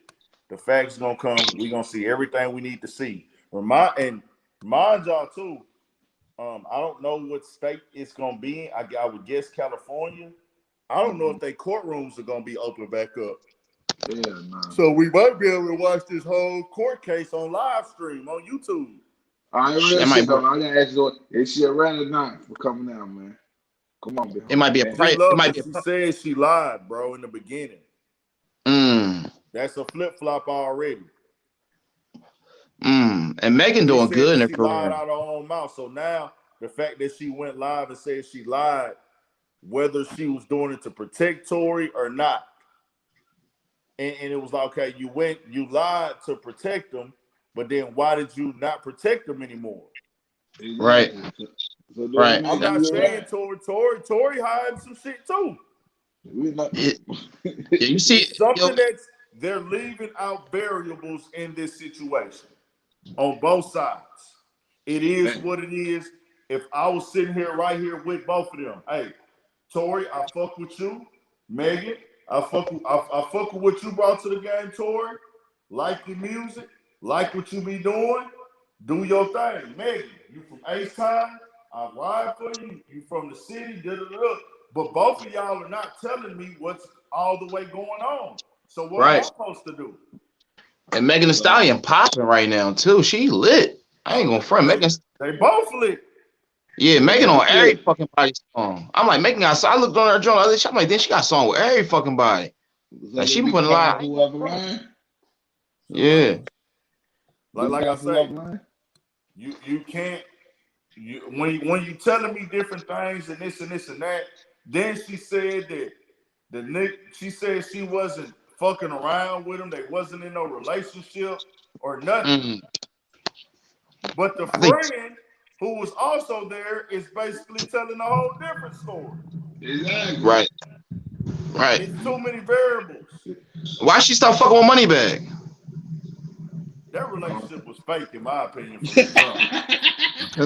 It's like Moneybagg dipped all quiet. Like he told right out that whole Moneybagg your relationship was an industry relationship. That shit was okay.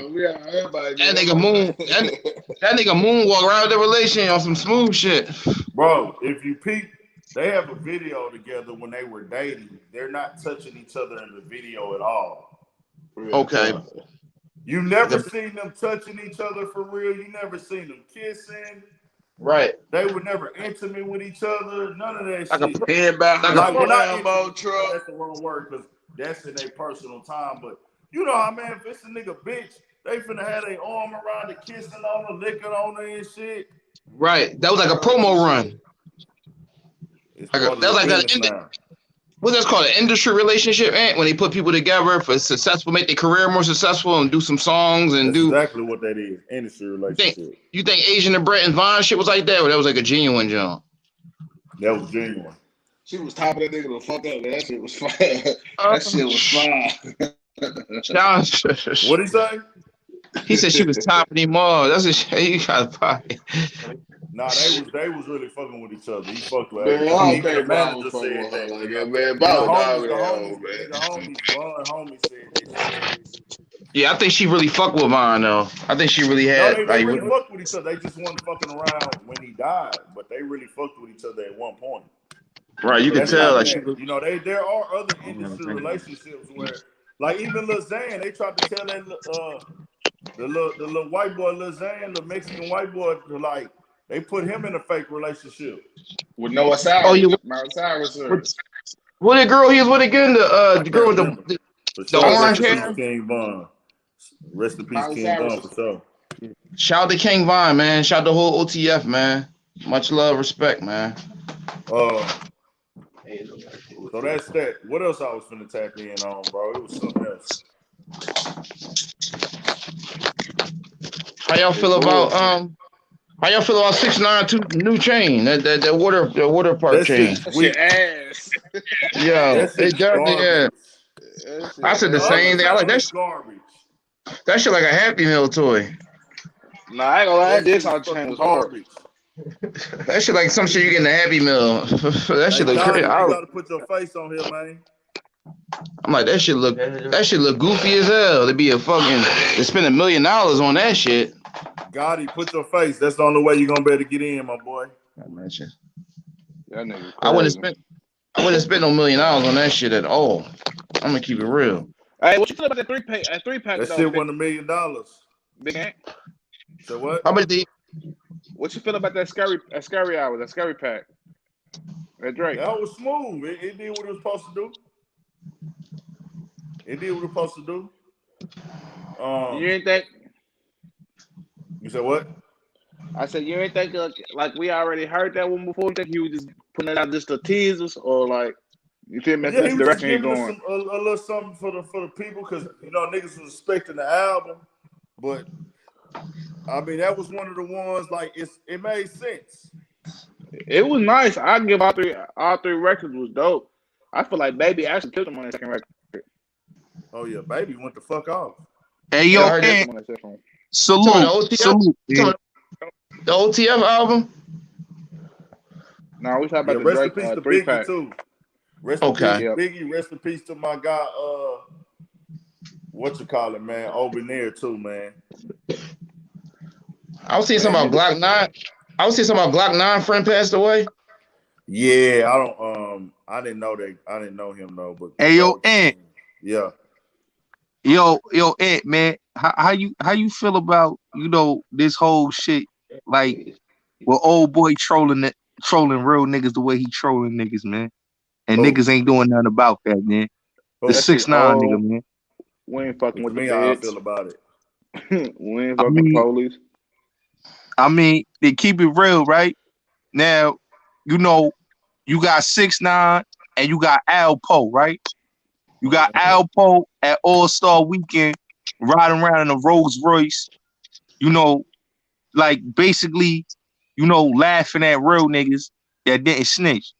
Like, the message I see that's going on in the industry and what it's showing that real niggas ain't standing up against rats. We align with rats. Jail. I mean, you can't. I look at it like this. You gotta be careful. That's like kind of a bait, because them niggas protected by the government. It's like nah. See, what it's showing is, if a rat could go and live comfortably, ride around comfortably, go to party, it's showing that rats is running the industry, and rats is basically exposing the rap niggas for being bitches. That's what it look like to me. I mean, you gotta look at the situation. I look at like, if they wasn't in a situation to be under the federal indictments and dealing with the feds, they would have been taken out. Shit like that, you gotta give it time. You gotta let that shit play out. You see what I'm saying? You gotta let it play out, because it's too early. You can't really do nothing to 6ix9ine. Like, he walking around every day with 6'10" security guards. They all got firearms, probably heavy duty shit. It's like he protected. You know what I mean? You gotta wait. People had to wait till the time. You feel me? They get the nigga blow his money on security. Money on security. But what if I say that the fucking industry, these big billionaires is basically pushing that culture? They pushing shit. You know what I'm saying? It might be. I mean, I don't think it's an agenda. I think they just feeling some type of way about their ego. And since they was niggas already in the streets, I guess they want to show people that, look, I'm still tough.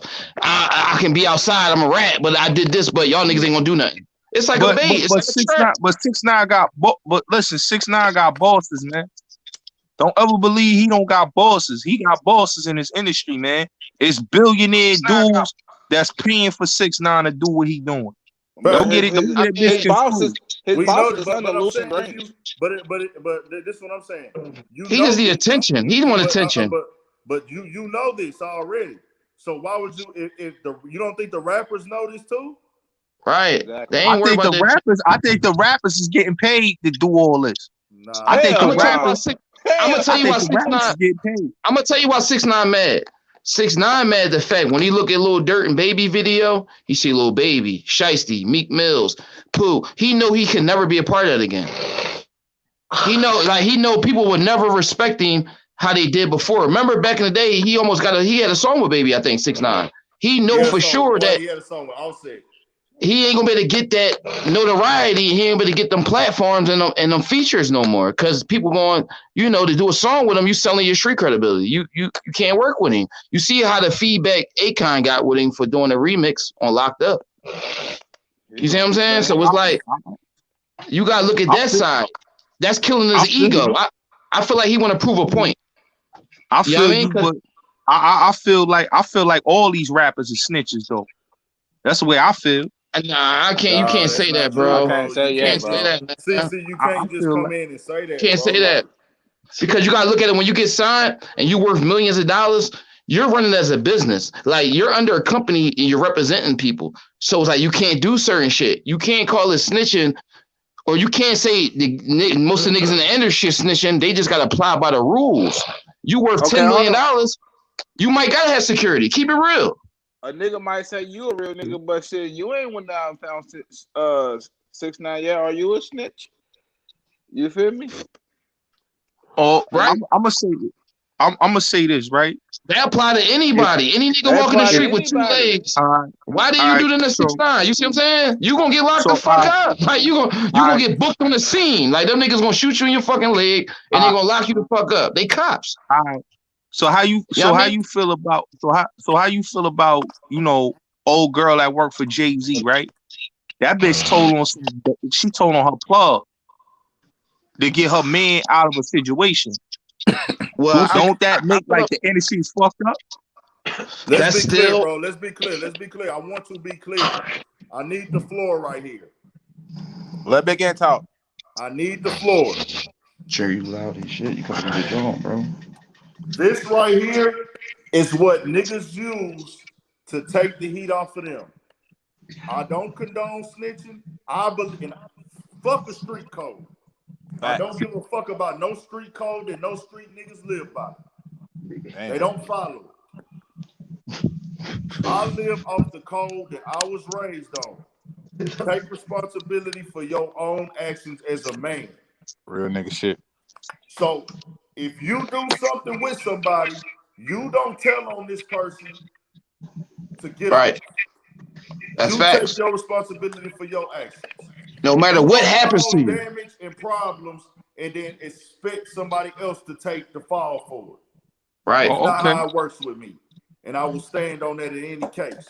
So let's be clear here. That's the reason I don't agree with snitching. It got nothing to do with the street codes or the rules. So with her case, she did this over 25 years ago. She did do it. Facts. Is she a snitch? Yes. But guess what this lady is doing now? You know what she's doing right now? Reform. No. Do you know what she's doing right now, Gotti?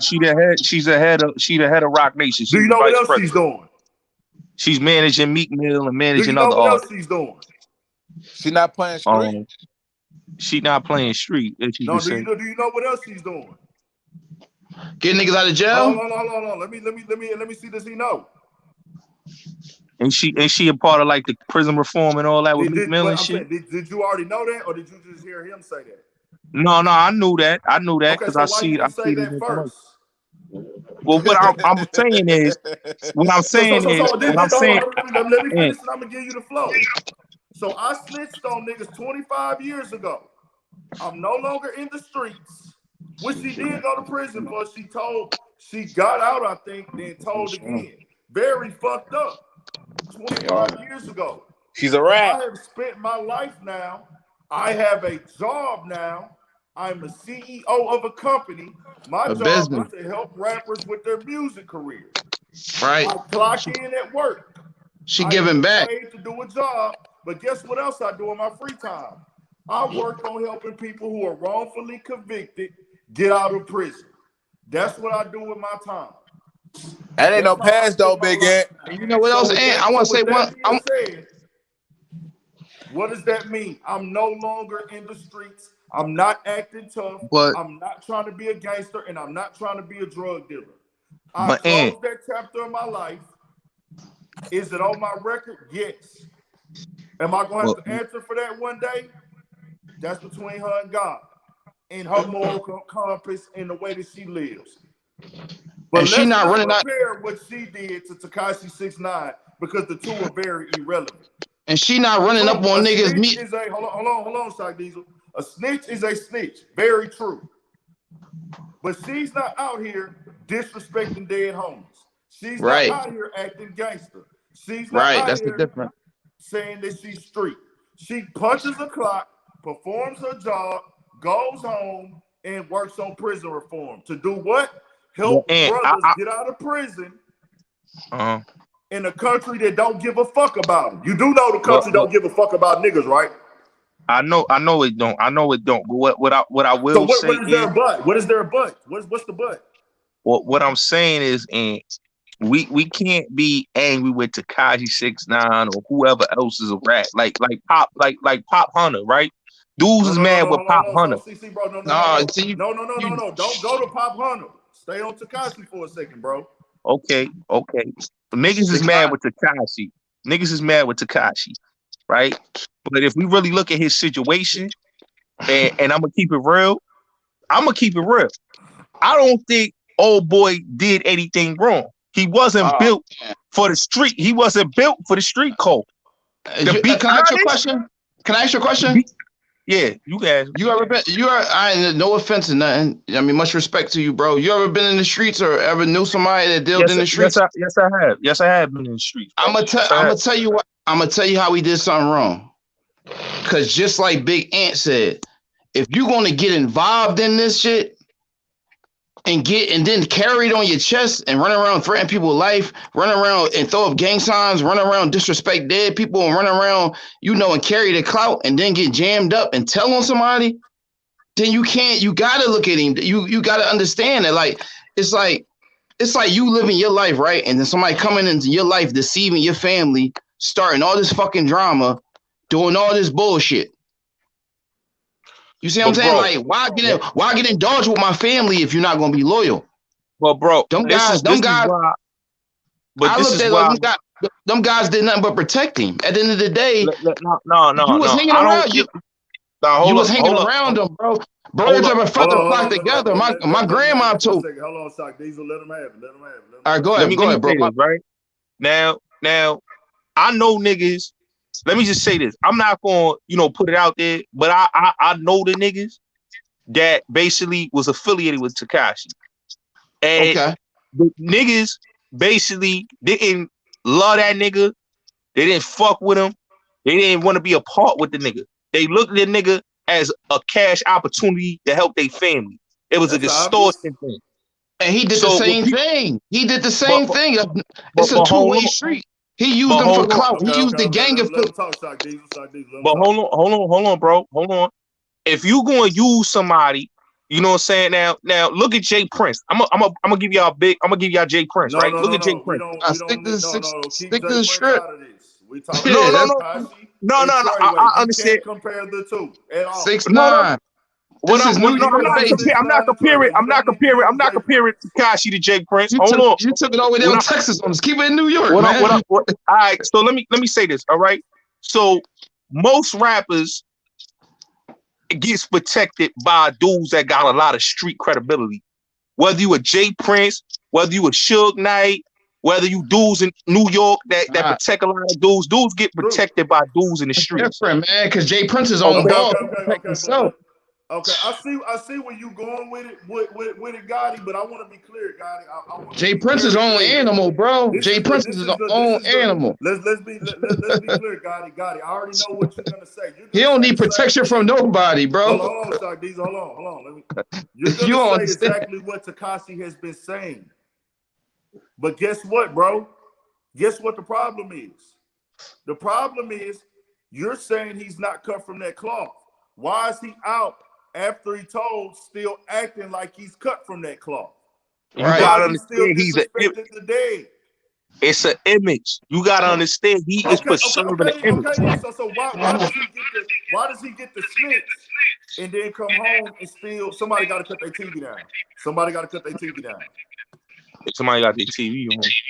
Your TV, your volume, or something. Somebody got mute.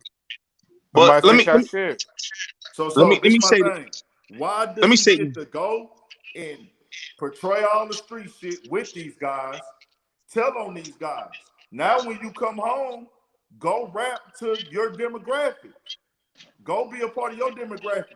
But you want to know what the real problem is, bro? The people that he's disrespecting, the people that he's clowning, the people that listen to his music, the people that he's trying to get accepted by in the conversation he's trying to make, they're not listening to his music anyways.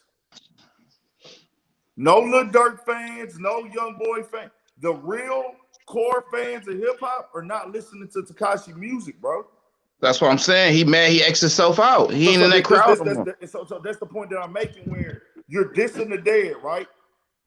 What is that doing for your listeners? Nobody from our culture is going to go listen to you because you disrespect Nipsey Hussle.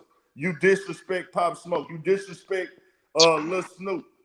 You disrespect Newski. You disrespect all these dead guys and fuck with these Chicago niggas. You get online and fuck with Meek. Nobody from this core culture is saying, "Oh, I want to go listen to Tekashi now." His favorite. Fuck 6ix9ine. But can I say this? Can I say this though? What you want to say? Can I say this though? Right? I hear what you're saying, but let's keep it all the way. Let's keep it all the way real. The hip hop coach ain't black culture no more. Let's keep it all the way real. It ain't we ain't the majority of the culture no more. Because we already been copper. We already been copper by the white people. Can I say one thing? Can I say one? What are you talking about? Let me talk. That's what I'm talking about. What I'm talking about, majority of the fans that buy, that stream the music, that buy the music is white fans. Let's keep it real. Always been like that. That's what I'm saying. So it's never been us buying the music. But I know that fans still. It's white boys. And listen, I got white fans, man. Much respect to white people. I got white fans, young white kids. Listen, young white kids that still respect the people that's not snitching. Yeah, they still listen to Power Code. You said the other day, you said it's a lifestyle now. They pay attention to all that stuff. But hold on, bro. Right? If you look at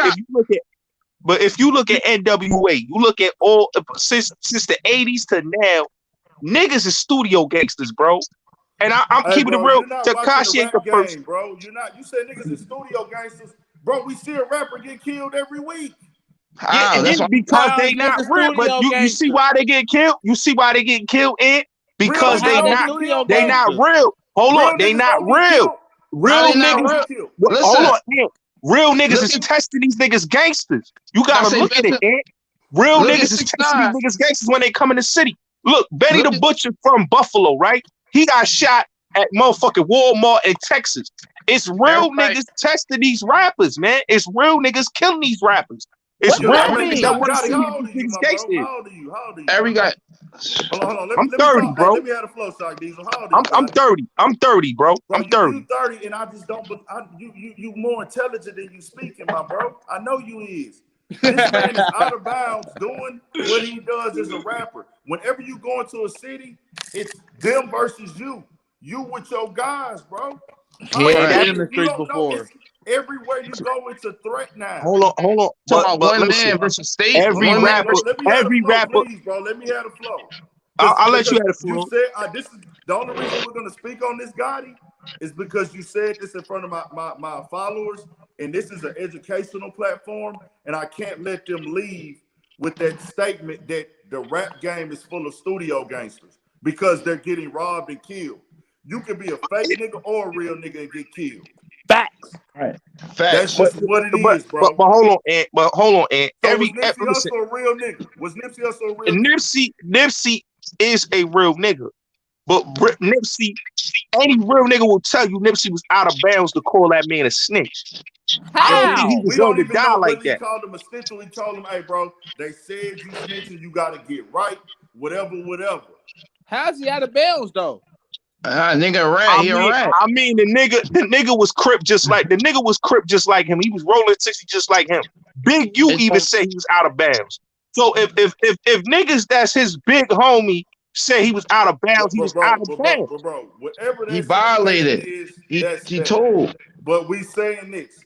Did he go out? Was Nipsey a real nigga that got killed? Yes. He was a real nigga. Okay, I'm not gonna say he wasn't. You saying these niggas he went up real gangsters. But everybody else, but hold on, but everybody else that's rappers is not real niggas that's rapping. I'm sorry, man. It's a lot of them not real niggas. Every rapper, but every rapper ain't fake. Some of them. I mean, you have a few that's not fake, and you have a few that's not that's real. Okay, it's not the majority. You said all. On this platform, you have to be responsible when you speak. All means all the rappers. It's half. You don't know. Okay. So you believe Bobby Shmurda? You believe Bobby Shmurda is a real nigga? Yes. I'm from Brooklyn. I debunk that. He's not a real nigga. He's a rapper. But listen here. A nigga that take time for his man to get released early, you get called a real nigga in my book. I mean, yeah, but he reason why they got locked up though when he made his record. Hold on. Listen here. Let's be clear here. Whether he made that record or not, because they were in the game, NYPD was coming. Right. Okay, so hold on, Big Ant. NYPD hip hop police were coming, yes or no? Because he claim a gang, right? Hip hop police target every rapper in New York. But they watching every game. But if a rapper's a part of a gang crew, they watching them harder, right? They watch my channel, and they watch everybody. But what I'm saying is, and if you from New York, they watches everybody. So whether you a gang or you associate with anybody, they watches you. It's just who you associate with. But when you become a successful rapper, do they target you more? Yes, they target you more. Yeah, it happens. That's what I'm saying. So if he made this song or not, they didn't get convicted off of that song. They got convicted because they were able to prove the crimes. You have to have evidence. You have to know whether this nigga got a song or not. Now, did the song probably help hurt their character in court? Of course. Same thing going with Casanova. They can use his music against them in court, but guess what? They have to have evidence. How do they have evidence? But you see, Casanova, I'm gonna tell you something right about Casanova case, because I got a little more details about his case. But what I will say about Casanova case, and what I will say about Casanova, is that Casanova had somebody guilty before you say anything. Everything's right, innocent to prove guilty. It's alleged. But Casanova had somebody around him that was his baby mother's friend that was a federal informant. If you have somebody around you that's a federal informant, and y'all probably see the video, y'all probably see the confessional video on YouTube and World Star. I was the one that leaked that. Nothing to do with this case, though. But I was the one that leaked that video. A lot of people don't know that. I was the one that put that on YouTube. I put that out on YouTube. I was the one that released it. It was sent to me through the people that she told on. Okay. And they had her in questioning, and she told on Casanova and Taxstone. I will re-release that whole full video so people could see her telling on not just Casanova, but Taxstone, and almost filling in the Troy Ave case that happened at Urban Plaza. Well, see, this is the thing with me, bro. This is the thing with me. True, she doing some talking, right? On this video, allegedly. I don't know. I saw the little clip of it, but I did also see that they said that somebody came out and spoke and said that video has nothing to do with Cass and what he got going on or anything. I saw that also, to be fair to her. But I want to be clear. We need to wait till the court dates. The police are saying they have text messages and they have Instagram DMs. How we know do and that? The they police have surveillance. We don't need somebody to motherfucking tell us anything that's not part of this. And then you know what they probably got? You want to know what they really probably got? One of the niggas that was hands-on with somebody that's not in the crew. Are you the police? With a camera on, just like Tekashi and them. Guess what they had? A driver sitting in the car recording everything. So do we need this girl confessional from the room? Is she gonna help us solve the case? Hey, but yes but yes here's the thing about yes or no? You hear me? But do hey, we need her? no, Hold no, on. Do we need her? no. Yes or no? No, we don't need her. Okay, but that's Ed, my point. So but what Ed, are we but talking about now? But hey, let me say this, Ed, right? What happened with Casanova and Tekashi is that people don't know when to leave gang activities alone. Now, Tekashi, you keep saying this and saying that, but you changing the subject. You going from no, but these niggas is not real niggas. But hold on, but hold on. Let me hold on, Ed. Hold on, Ed. I just want to say this, fam. With Tekashi's situation, and you know whether you disagree or agree, but it's Tekashi's situation. If those dudes was moving like real OGs, they would not have that dude involved in criminal activity. They made a very big mistake. And guess what? That's what I want to tell. This is what I tell you. And this is what I tell anybody else making excuses for Tekashi, right? And this is why you have to change the way you deliver this message. They made a very big mistake. And guess what? Guess what? Their kids are growing up without fathers for their mistake, right? Correct? Yeah. Did Tekashi tell because he felt like it was the right thing to do? Or did Tekashi tell because he committed a crime and he didn't want to serve prison time for the crime he committed? Well, I want to ask you this. The way that Tekashi acts, the way that he moves, and I spoke on this when it started. Let's go back to the first interview he did with DJ Academics where he looked like he wanted to cry like a bitch because he didn't know which way his career was going to go because it got exposed that he was an alleged pedophile. He thought he was over for him. It changed very quickly for him, though. It worked in his favor. So he was able to get through that. But he was ready to cry like a bitch at that table with Academics. I mean, man, it wasn't like that, man. I'm not like this, man. Yeah, man, he fucked up. Sound like he got 10 inches of dick in his throat. So I say that to say this. If they went down on that day right there, if they went down for Treyway activities, is he gonna say, I'm not gonna tell on y'all if y'all could, regardless? Or let's say they had it allegedly slept with his baby mama or tried to kidnap him. The feds come to Tekashi with 20 years. Is he gonna take 20 years? Or is he gonna say, I'm not gonna snitch? Or he's saying, hey, I'm gonna give y'all whatever y'all need. What is he gonna do? I mean, this guy went from Crip to Blood. Let's speak on that. He was a Crip, then he went to Blood. Also, this is the same kid who's really not even part of hip-hop culture. He only been part of hip-hop culture for 3.5 years. The nigga wasn't even rapping, bro. You do know that, right?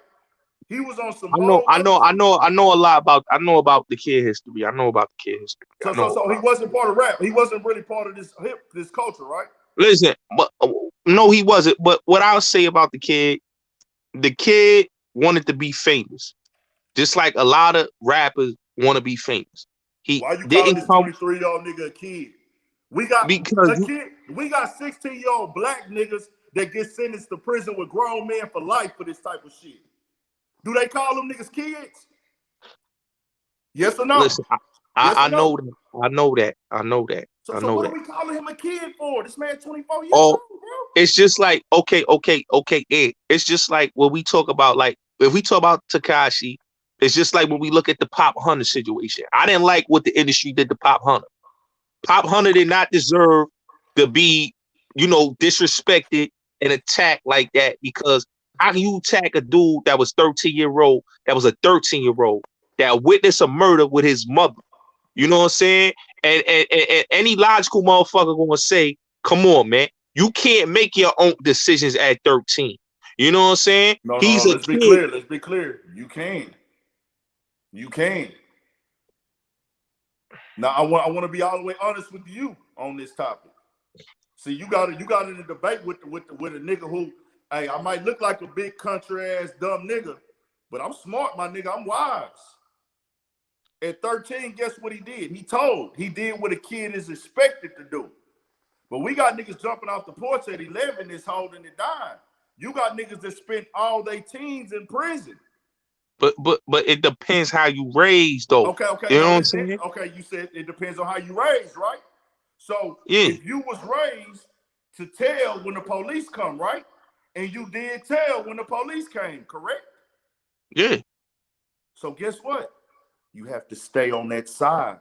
You can't tell when you're 13 and now when you're 20, you shooting guns and talking street shit. If you told at 13, that's cool. You was a citizen. Now you need to be a citizen for the rest of your life. You can't tell like Desiree Perez is doing. She told, but guess what she's doing now? Being a citizen, getting like the niggas. Nah, but she can't. But come on, Aunt. She can't be a citizen. If you told already, telling is on your record. You can't be a street nigga anymore. It is what it is. You can rap, you can dance, but you can't be talking about shooting, talking about having ops and spinning blocks. Because guess what? You think it's cool to tell. But Ed, I hear what you're saying. What is there to be a butt about? I hear what you're saying, family. But this is why I look at it. It's being selective now. We starting to become selective on who is rap. That's just like a nigga saying, I'm not gonna, my baby mama told on me, so she not a. You think the niggas in the hood is gonna be mad at the female that told on them? No, they gonna go and still fuck with the female that told on her baby father. But I'm saying, let's be clear here, just to be all the way honest. Like I said, I don't follow this street shit anyways. I told niggas, and I tell them all the time what my morals and principles is code is backed off of. My shit come from my mama, my pops, my granny, my people that raised me. They didn't raise me to be a street nigga. They raised me a nigga to take responsibility for his own actions. So I want to be clear. But me watching street shit, a lot of niggas never held women to the same standards in the streets that they held niggas. Right or wrong? Yes. Okay, so what is this a debate about then? But let me say this, right? The problem is, right, in hip-hop culture and even in black culture, we allowing the street rules to ruin our community. This ain't even our culture at the end of the day, this street code. This is the mafia culture. And a lot of these niggas in the streets ain't moving like mafia dudes. A lot of these dudes in the streets is moving hot. They doing things for social media. You got dudes that's doing murders on social media. You got dudes busting Dracos off in social media. It's a whole lot of things these dudes is doing for social media. And we acting like these dudes is not snitching. All these dudes are snitches in my point of book, because if you on social media talking about what you want to do some somebody, now you volunteer, you draw snitching and volunteering information, but snitching is hey nigga, I'm going in the courtroom and I'm finna get you some time. That's snitching. You finna get some time off of my testimony, or I'm telling the police where the crime is being committed at. No, now, volunteering information on social media, that's a form of what I would say dry snitching, or snitching on yourself, or giving up too much, or you crashing out. You crashing yourself out, because we all know the feds is online. That's crashing yourself out. But that's not the same as I'm finna go in the courtroom, point niggas out, give government names and details on crimes committed. That's a whole different process. But Ed, this is what I'm saying. I hear what you're saying, but the police job is so easy in this day and age that they don't need snitches no more. All they need is a social media page, and they could look at a YouTube video, an Instagram video, a World Star, a Facebook video, whatever these young kids is using. All they got to do is watch that, and they got their case solved all day. All that things that Casanova did while he was free, all those Instagram videos, Instagram posts is the reason why the feds got him. These people do things for social media. Okay, so when let's be clear on this is all alleged with Cass. So let's wait and see till all the facts come out. But allegedly, what is more crucial, Instagram photos or text and messages and DMs and shit like that? And the fact that Casanova was never out of police or the law view. This is a man that served 8 years, right? He served 8 years in prison, right? Yes, he did. Yes, he did. So he was a documented gang member in prison, right? Yes, he was. He went to the streets, got back with the gang, allegedly, right? Yes. In the streets. So do we think the police ever stopped keeping tabs on NYPD? The most probably like focused on the hip hop urban culture police department in the fucking country. Do we think they ever stopped looking at Cass? I mean, they started looking into him when that whole thing with Tekashi 6ix9ine happened. Do you think they ever stopped? Do they ever did he ever get off of their radar? Oh, he been on their radar since 2016. So he been on their radar. From the time he got out of prison, do you think he got off there? Like, okay, Cass, we're just gonna let you go back into society. We don't even know about the gang you're in anymore. Or they looking at I think he got on their radar. I think he got on their radar when he started becoming a rapper more. You know, they more attention when you become a rapper. But he always had an eyebrow on him because he's a documented gang member in New York, right? Through the jail. Yeah. I'm a documented gang member in New York through the jail. I come home. Now I'm a rapper that's a documented gang member. Right or wrong? Yeah. So with that being said, guess what NYPD and the feds are gonna do? Watch my every move.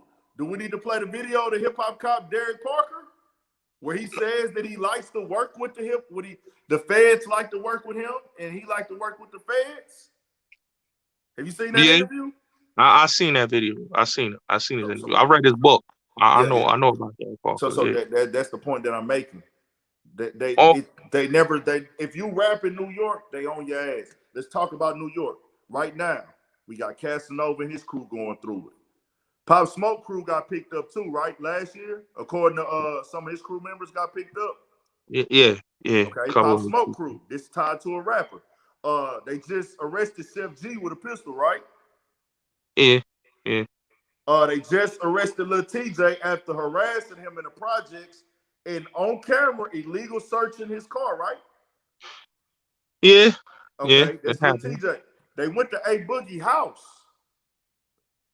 I don't know how the fuck y'all just can go to a nigga house and go to his house and find a gun and then go to his manager crib. Well, I'm not gonna lie, and they was on camera and they had a brawl in New Jersey. Okay, in the club. Yeah. And somebody got shot and it was on camera. And that's how they grabbed him.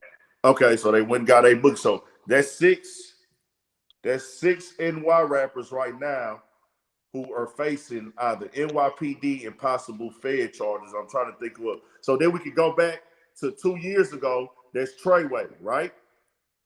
They got Treyway like 2018, 2019. That's like 7. They just snatched up the Brims, right? With Cardi B homegirl, right?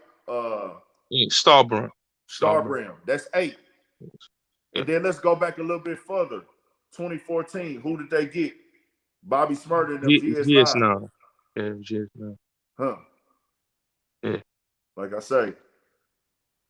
Like I said, NYPD knows everything going on in New York. The feds know everything going on in New York. They don't need no snitches all the way. Correct. They don't. Let me just say this. Let me just say this though. Okay. how these rappers be getting busted in New York is because they are too hot and too obvious. Like, there's been rap crews in New York, but if you start shooting at public places and you start shooting outside of clubs or you start shooting outside of venues, you know, you getting intense pressure by the police. Now, you might get harassed, you might get stopped. I've been harassed by hip hop cops, so I know what it is. You know, the gang unit, they harass you. That's regular in New York. But at the end of the day, you know, as a rapper, if you involved in shootings, if you involved and your crew is involved in, you know, brawls outside of clubs, or somebody getting shot outside of a club or outside of a venue, you know, you're going to increase more intentions by the police. See, the problem with Treyway and even GS9 and even Casanova crew and even Star Brim and Cardi B and them is that these people did things that, how can I say this, that brought attention on themselves. You know what I'm saying? Like GS9, for instance, had a brawl at a club in Queens. Which ended up having a shooting outside of the club. See, they was just doing shootings and robberies while they was on the grind doing industry shit. You know what I'm saying? Same thing with Casanova, who basically he had the little thing with Treyway. Treyway made theyself hot, and they was greedy. You know what I'm saying? Now, I'm not going to say I don't respect what 6ix9ine did. I don't. But I looked at it as a person on a logical level that this kid or dude, whatever we want to say, man, whatever, he basically, you know, thought these dudes loved him. He paid them $80,000, $88,000. That's what he gave all of them, $88,000. You know what I'm saying? So a dude paying these dudes handsomely. He not expecting dudes that he don't know. He don't know these dudes. These dudes just came to him and basically they was brought to him by CEO Chris. See, people keep missing who really got Treyway locked up. Who really is the reason why Treyway is jammed up the way they are is because they allowed Jim Jones and CEO Chris to fuck up their situation. You know what I mean? Nah. We're not doing that. We're not doing that. You're not gonna put that on nobody directly like that. Well, everybody that's locked up has to take their role in their situation and what they did, and we're not gonna make it seem like anybody who's free or not locked up, who ain't in the courtroom pointing at nobody, who ain't in the courtroom telling on nobody. But Jim Jones had a federal case, and you can't miss that, bro. I can't run a conspiracy theory platform, bro. It's not conspiracy. You got to put facts out there. This is a fact. But hold on, I got a platform. We both got platforms. What I'm saying is, I'm keeping it real. You say a lot of random shit on yours though that I wouldn't say on mine. Oh, okay. Respect to your platform, though. I'm just being real. What we do. I feel you, but what I'm saying is, Jim Jones did have a case during the time that 6ix9ine and them had a case. He had a gun and drug case in Miami that got tossed away, and on the paperwork they have him as a CI. You know, I'm not calling Jim Jones a snitch. But it's on the paperwork. If you go read the paperwork, he's on the phone with Mel Murder. Hey. They have him as the CI that's telling Mel Murder to super violate, you know, about violation of 6ix9ine. Paperwork, and I want to be clear right here. I want to be very clear. If Jim Jones was on some paperwork, the industry would know by now. I mean, if Jim Jones is on official paperwork as a CI, that shit would have been blasted all over the internet by now. I want to be clear here. I'm never going to go search for anybody's paperwork because I personally don't give a fuck. I'm not here to expose niggas. I'm not here to figure out who's snitching, who ain't. I'm not here to solve crimes. Once it hits the blogs and become news, then I'll talk about it. So right now, what you saying to me, because the shit ain't hit the blog and the news, it can be whatever it is, but I'm really not concerned with it, brother. I'm gonna be honest with you. I hear you, but I'm just saying you'll be surprised how many people in the industry it see our snitches. Now I hear what you said, Ed. I feel you. People said because 6ix9ine got on the stand, but it's a lot of rappers that did what 6ix9ine did. And hey, they might have. That's a fact. But if they did, they out of line too. And if it come out that they did that, I'm giving them the same type of treatment. If you still out here acting like a street nigga after you went and got niggas locked up and pointed niggas on the stand, paid for your own friend, the nigga that was really your friend. Let's talk about that. Kodak was his real homeboy, right? Yeah, you could say that. Yeah. Oh, no. Was he his friend? Yeah. But Kodak, let's be clear here. Kodak was not Treyway. He was a blood, but he wasn't Treyway, right? No, he wasn't Treyway. He was Stone. He was a Stone. So I'm not even part of the Treyway shit going on. I didn't try to rob you. I didn't try to fuck over you. I didn't try to kill you. I didn't fuck with your baby mama. I'm not even with them niggas. What you told on me for, dog? What you told on me for, dog? Oh, I felt, to me personally, I feel like homie back against the wall.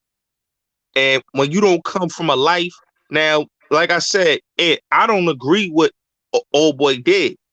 I don't. But when you come from a lifestyle that's not really yours, and you got dudes saying on the phone that he not really blood. So he really wasn't actually a gang member. If Mel Murder's on the phone with Jim Jones saying he not blood, he's not a real gang member. So why does he get to say that he told on these? So let's separate those other niggas. Treyway, they over here. Kodak.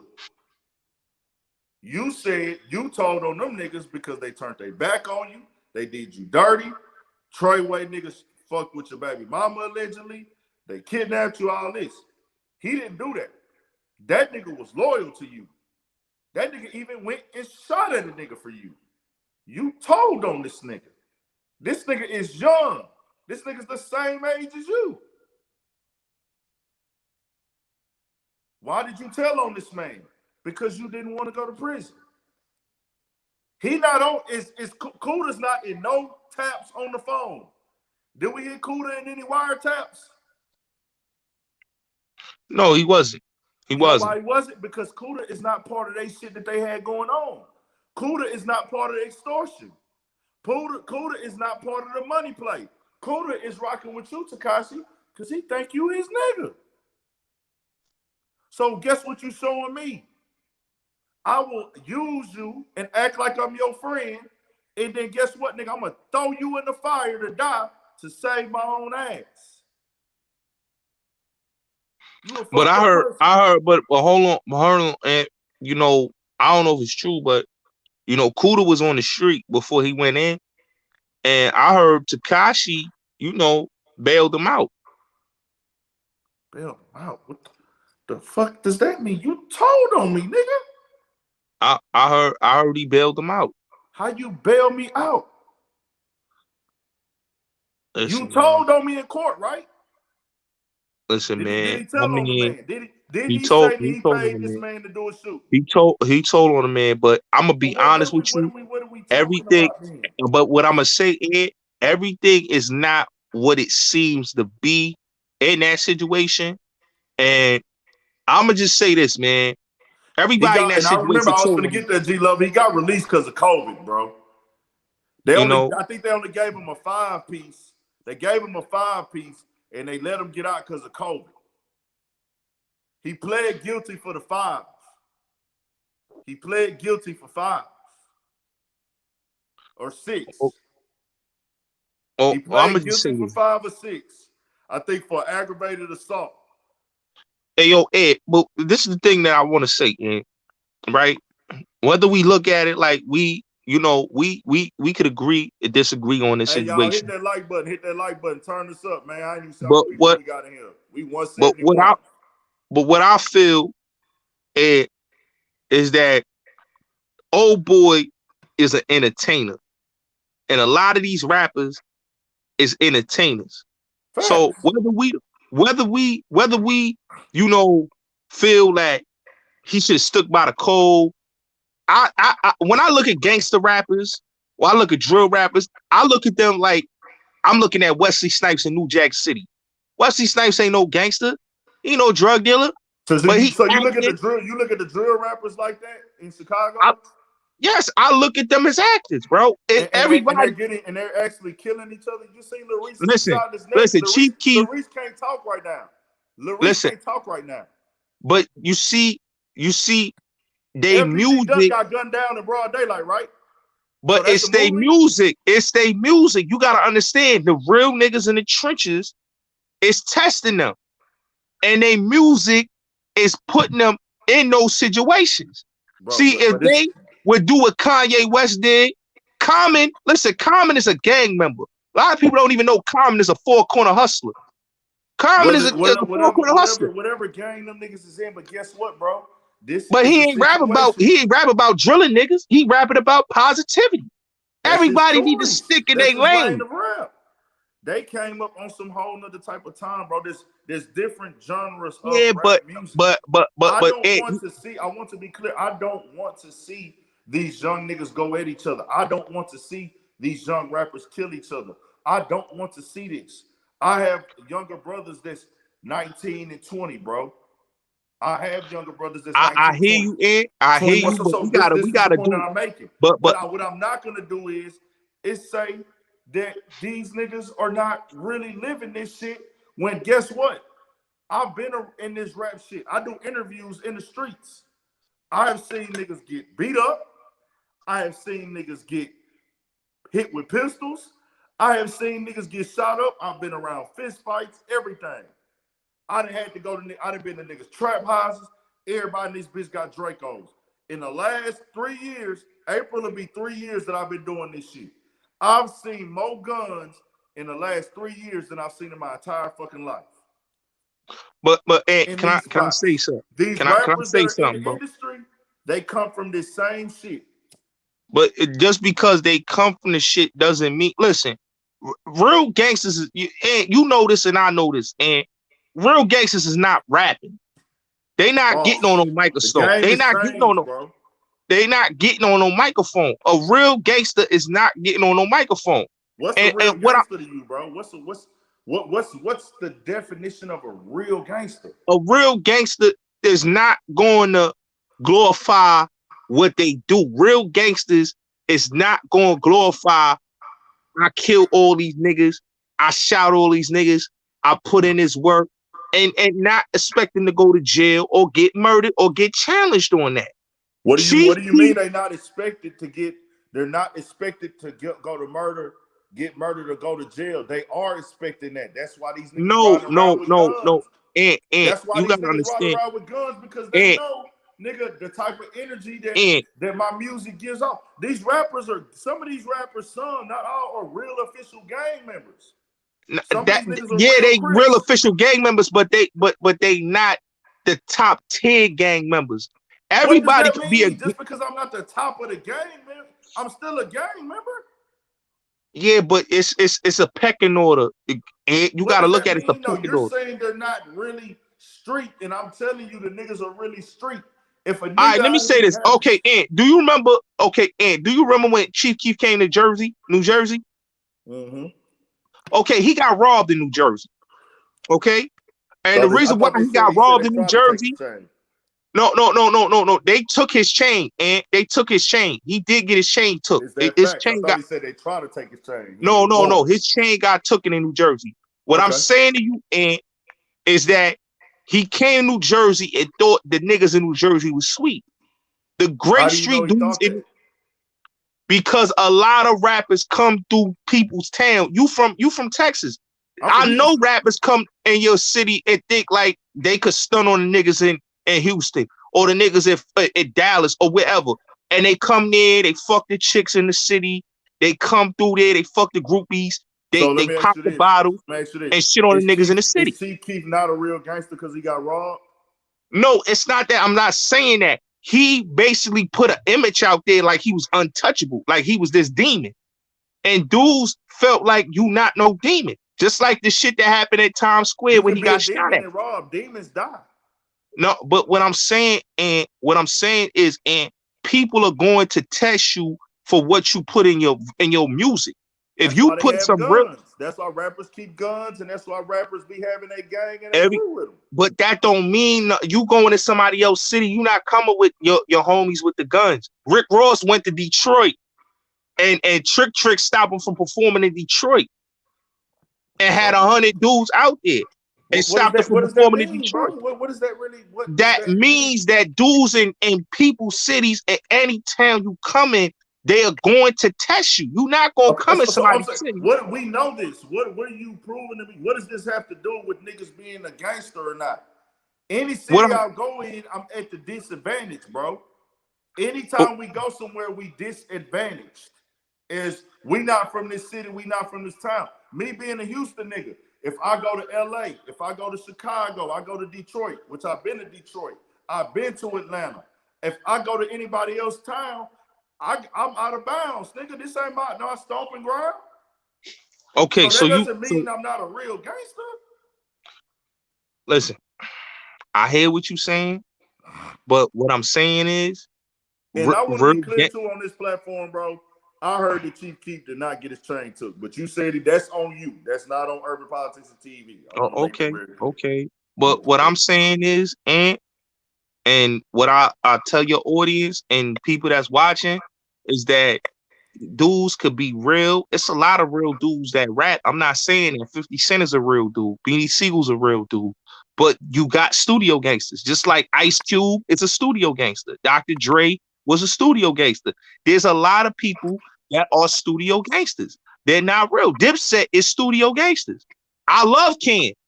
I love Dipset. But Jim Jones is a studio gangster. So was Joel Santana. It's just dudes could put on an image and say, I'm a gangster, but people are going to test you when you come in their city. But if you a real gangster, you could possibly get tested too. No, it's you. If you know people and you get plugged in the city, like everybody when they come to Texas, they plug in with Jay Prince. No, everybody don't. But he's the one to plug in with. Jay Prince is a factor out here. Jay Prince called big shot. He big boss. He the old man. He the OG. But everybody don't tap in with Jay Prince. I'm not saying they don't. They probably should, but everybody don't. I'm not saying they don't. But the big rappers that's in the game, whether they Meek Mill, whether they Drake, whether they Rick Ross, whoever, they tap in with Lil J. They tap in with him. Because they know he got the power in the city. I'm just saying, bro, every time somebody goes somewhere, you could tap in with realness. Anything can go wrong, bro. You could tap in with a nigga and you can still get caught up in some shit, bro. Nobody knows. Just because you're around real gangsters, just because you a real gangster, just because you a fake gangster, don't mean you can't get touched or some shit can't pop off. It takes 0 seconds for some shit to go wrong, bro. I done seen it with my own eyes. Well, nigga, we in a situation. I don't even want to get detailed with it, but everything looking smooth. The right people in place. Niggas got the blowers. Everybody got blowers. Shit go like that. Now everything is all fucking haywire, and it was set up for this to not happen. Guess what? It still happened. That's all I'm saying, bro. It ain't everything ain't peachy cream. Everything don't be smooth like that, dog. I feel you, and I agree with you. I want to be clear, and that's what the point I do want to put out here, bro. I'm not here to glorify what niggas is doing in the streets. I'm not trying to sit up here and say this is the way to live. I would encourage the youth to stay out the streets. I would encourage niggas that's 14, 15. Hey, bro, if find another way, bro. Don't get into that street shit, that gangster shit. Don't try to do what these rappers is rapping about. You know what I'm saying? Don't try to do that. That's not what we here for. But we gonna call it for what it is.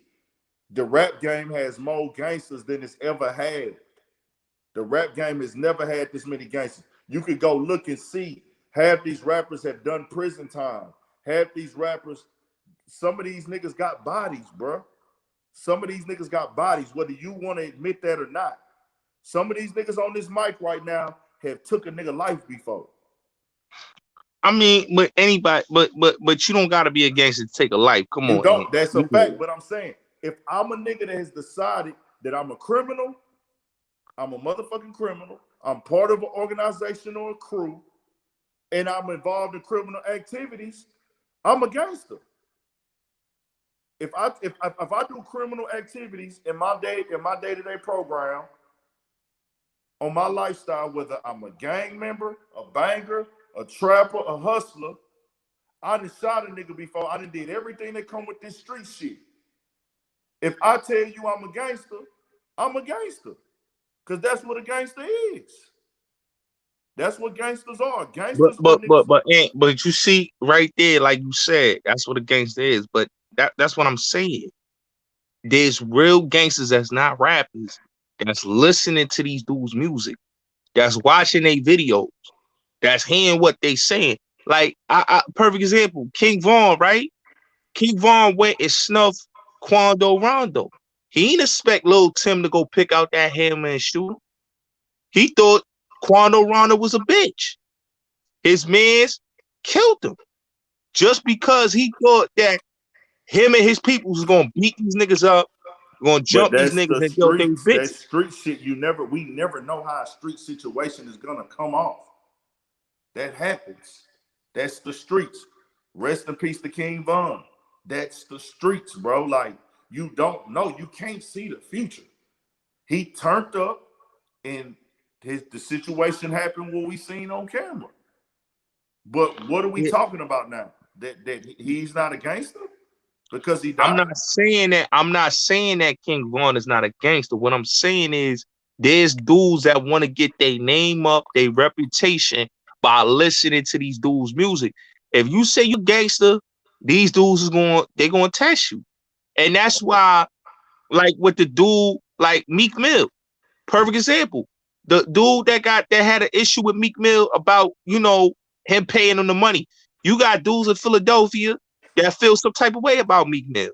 You know what I'm saying? They feel like he's not a gangster, that he's a rapper, in their opinion. You know what I'm saying? Because they feel like in the music, yeah, you saying you doing this and that, but we don't see you outside with us. We don't see you doing that off that microphone or outside. We see you going to the club, busting up bottles, driving foreigns, but you're not in the trenches. So people, they going to test you. This been going on since been rappers since I was a kid, man. I want to be clear, and I want to be clear. You know what you coming off as? You're coming off to me as one of those guys who's in the crowd where you're damned if you do, damned if you don't. Because guess what? If a nigga go do something, if Meek go back to the trenches, or any rapper does some street shit and they get locked up, you're gonna say you shouldn't have did that. You shouldn't have did that, nigga. You made it. You successful. What you doing street shit is what you trying to be gangster for. But then when a nigga not doing gangster shit, oh nigga, you ain't no real gangster. You ain't no real gangster. What you rapping about that for? You a studio gangster, nigga. You a studio gangster. But this is what the people want to hear. This is what the people want to listen to. We want to hear gangster music. We don't want to hear a nigga go to school and make A's, B's, and C's, and D's, and E's, and F's, and G. Go to school and make straight A's, man. Don't smoke weed. Don't fuck bitches. This is the culture, dog. This is the culture. Let me just say this. Our culture was built on this. Oh, but you and me, we come from the same era, and you understand what I'm saying? So I'm gonna say this, right? When back in the days, you had Gucci Mane, you had Young Jeezy, 50 Cent, all these rappers, right? I remember when dudes made jokes about the game being on Change Your Heart and being a stripper. You know what I'm saying? They say he wasn't a real gangster, real blood. They say he was Crip, they was blood. I remember when basically, Jeezy was trying to say that Gucci Mane wasn't a real street nigga. And they put money up on his chain. And they went and they tried to rob Gucci Mane, and Gucci Mane killed one of the dudes, which was Pookie Loc. And basically, You know, that's how he got his claim to fame and his name out there, just by killing that dude. That's what made him his legend even more bigger, that he caught a body. But what I'm saying is, this is what happens in the game. Motherfuckers will test you just to see if you're that already. That was never not a thing. Nigga, I do interviews and niggas that tried to test me. I feel you. You'll never hear me say, I'm just a blog. Nah, nigga, I'm a man before anything. I'm not, you're never gonna hear me say, I'm just a radio guy or I'm just a blogger. Hell nah, nigga, I got nuts. But let's be clear. Niggas gonna test whatever. Niggas that tested me with this shit. So what are we saying? Like, this is a part of the culture we live in. This is the culture. This is outside. Nigga, if you go get a bust down chain right now, you from New York. Somebody gonna try you for that motherfucker. Of course. Same thing. They rappers. Niggas gonna test them. That's just what it is. You the nigga that's shining. You the nigga that got status. You the nigga, anybody that stands out. You can be a street nigga that sell drugs every day. If you stand out, the wolves is coming. That's why Benny the Butcher got hit in Houston. I live here. Guarantee you, I'm gonna tell you the realest shit ever. If I came through my hood stunting, there's a nigga that I've been knowing my whole life that's gonna say, man, I'm gonna get that nigga in. And that nigga know my mama by first and last name. If he feel like a way about the shit, you never know. When you become successful, niggas start feeling a way. If niggas from another city, they might have never seen you in their life, but they know you on TV before. We in the pandemic. Niggas coming to Houston, they got their chains on, they got jewelry on. Houston niggas like, man, who this nigga? Okay, that's that nigga that rap, man. Shit, nigga. Nigga walk around with it on them anyways. Street niggas do. Hey, might as well give him a shot. Guess why? Guess what? Not because I don't think he a real nigga. It's worth the risk because he's out of bounds. It's not because I don't think he a real nigga. It's because, hey, these niggas will rob real niggas. They will rob gangsters. They will rob whoever. They looking at it like, nigga, I gotta up on them because he in my city. We got one up on them. We know the land. And then also it's the element of surprise. They say Benny the Butcher was going to Walmart. I don't know. They looking at it like, man, this nigga in the Walmart. He out here in Texas. He out here just moving smooth. Nigga, it's 4, 5 of us, nigga. We finna come off. We finna get something to buzz down off this nigga. That's just how that shit work, bro. That's just how that shit go. And that's go wherever a rapper go. They on defense. And sometimes you get scored on. That's how life work. And that go for street niggas, rappers, everything. You know how many niggas got robbed in Houston last year that was from out of town that don't rap? That's just the way the game work, bro. That don't make these niggas less of men. Niggas gonna get tested forever, bro. Well, I mean, you know, Houston ain't no soft town, man. Houston, ain't none of these towns got soft. Ain't no town in Texas is soft. You know, no you gonna town have nowhere soft. There's one of them niggas in every town. Ain't no town in the U.S. soft. Yeah, Whenever I'm I not go saying. somewhere, I know it's a nigga out there that's with all the bullshit. But Ed, this is what I'm saying, right? I hear that. I agree with you. But like I said, Ed, you know, and you may disagree or you may agree. But at the end of the day, Ed, I'm just saying, a lot of these rappers ain't who they say they is. You know what I'm saying? I remember we established that there's some that's fake and then there's some that's real. That's not, we know that. We know that. You know, but like, and the thing is, like, I feel people, you know, we gonna love who we gonna love. You know what I'm saying? You know, but me personally, I think a lot of situations should have been handled differently. You know what I mean? Like Pop Smoke, I don't believe Pop Smoke got, what they try to say. I believe his niggas lined him up. You know what I'm saying? We don't, but see, I don't do that You on here, know, bro. We don't do that I, on here. I The feel Dogs is you. the Pop Smoke family. We can't do that on here. We don't do that I here. feel you. I feel you, but that's just my opinion Yeah, you because gotta keep that. I'm from Brooklyn. Off of here, though, bro. We don't do that. I know, I understand, and like I said, man, a lot of things is deeper than what people think. You know what I'm saying? And for 6ix9ine, I'm gonna keep it real. People say what they want about the boy. The dude still listen. If dude wasn't what they say he was, and he wasn't going to win and all this, I hate him. But motherfuckers still listening to his music. This motherfucker's still getting plaques.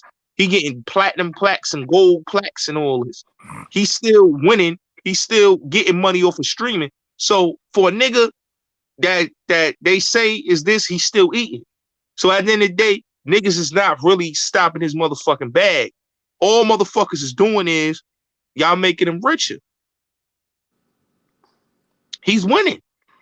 And that's the way I look at it. He winning. Hey, you got your definition of winning. Everybody got their own definition of winning. I feel you. I feel like winning to me is being free. Being free. You wake up every day having to be a slave to being a negative person, being disrespectful to people that you don't even know, pissing everybody off, yelling, doing all type of disrespectful antics. Your baby mama on Instagram saying that you ain't taking care of your baby, you ain't gave her no security, things of that. You got your own homeboy locked up. We saw you about to cry when you was on your balcony when you came home. We saw you have to pack up and run as soon as the white girl discovered your location. If that's winning to you, have fun. I'm gonna say this. If that's winning to you, hey nigga, as soon as somebody find out where I stay, I gotta run. That's winning. But I can't you go gotta nowhere understand without security at all. But do Drake go without security? Do Meek go without security? That ain't the same. I have security to protect me as a superstar. You have security to protect you from hate and hate only. But he is. But wait a minute. If we gonna be technical here, 6ix9ine is a superstar. We can't sit here and act like but I'm saying, does he have security in the aspect of niggas is trying to harm me when I go places? Niggas is yelling out disrespectful shit to me. Because when Drake go places, of course there's somebody who might try to do something to get some clout for any rapper. But the love outweighs the hate for Drake. Right or wrong? Yeah, of course. People love Drake. People have a reason why they dislike you. That's with Tekashi. People have a reason why they dislike you. They could dislike boy. They could dislike him. But let's keep it real. He's a Latino, you know what I'm saying? He has a big support in the Latino community. You know what I'm saying? Music we know that, why is he still trying to come into the rap community? Listen, everybody is in the rap. Listen, Eminem is in the rap community. Do you listen to Eminem? No, but I'm saying, if I fucked up with the rap community, because my music is not, my album didn't sell.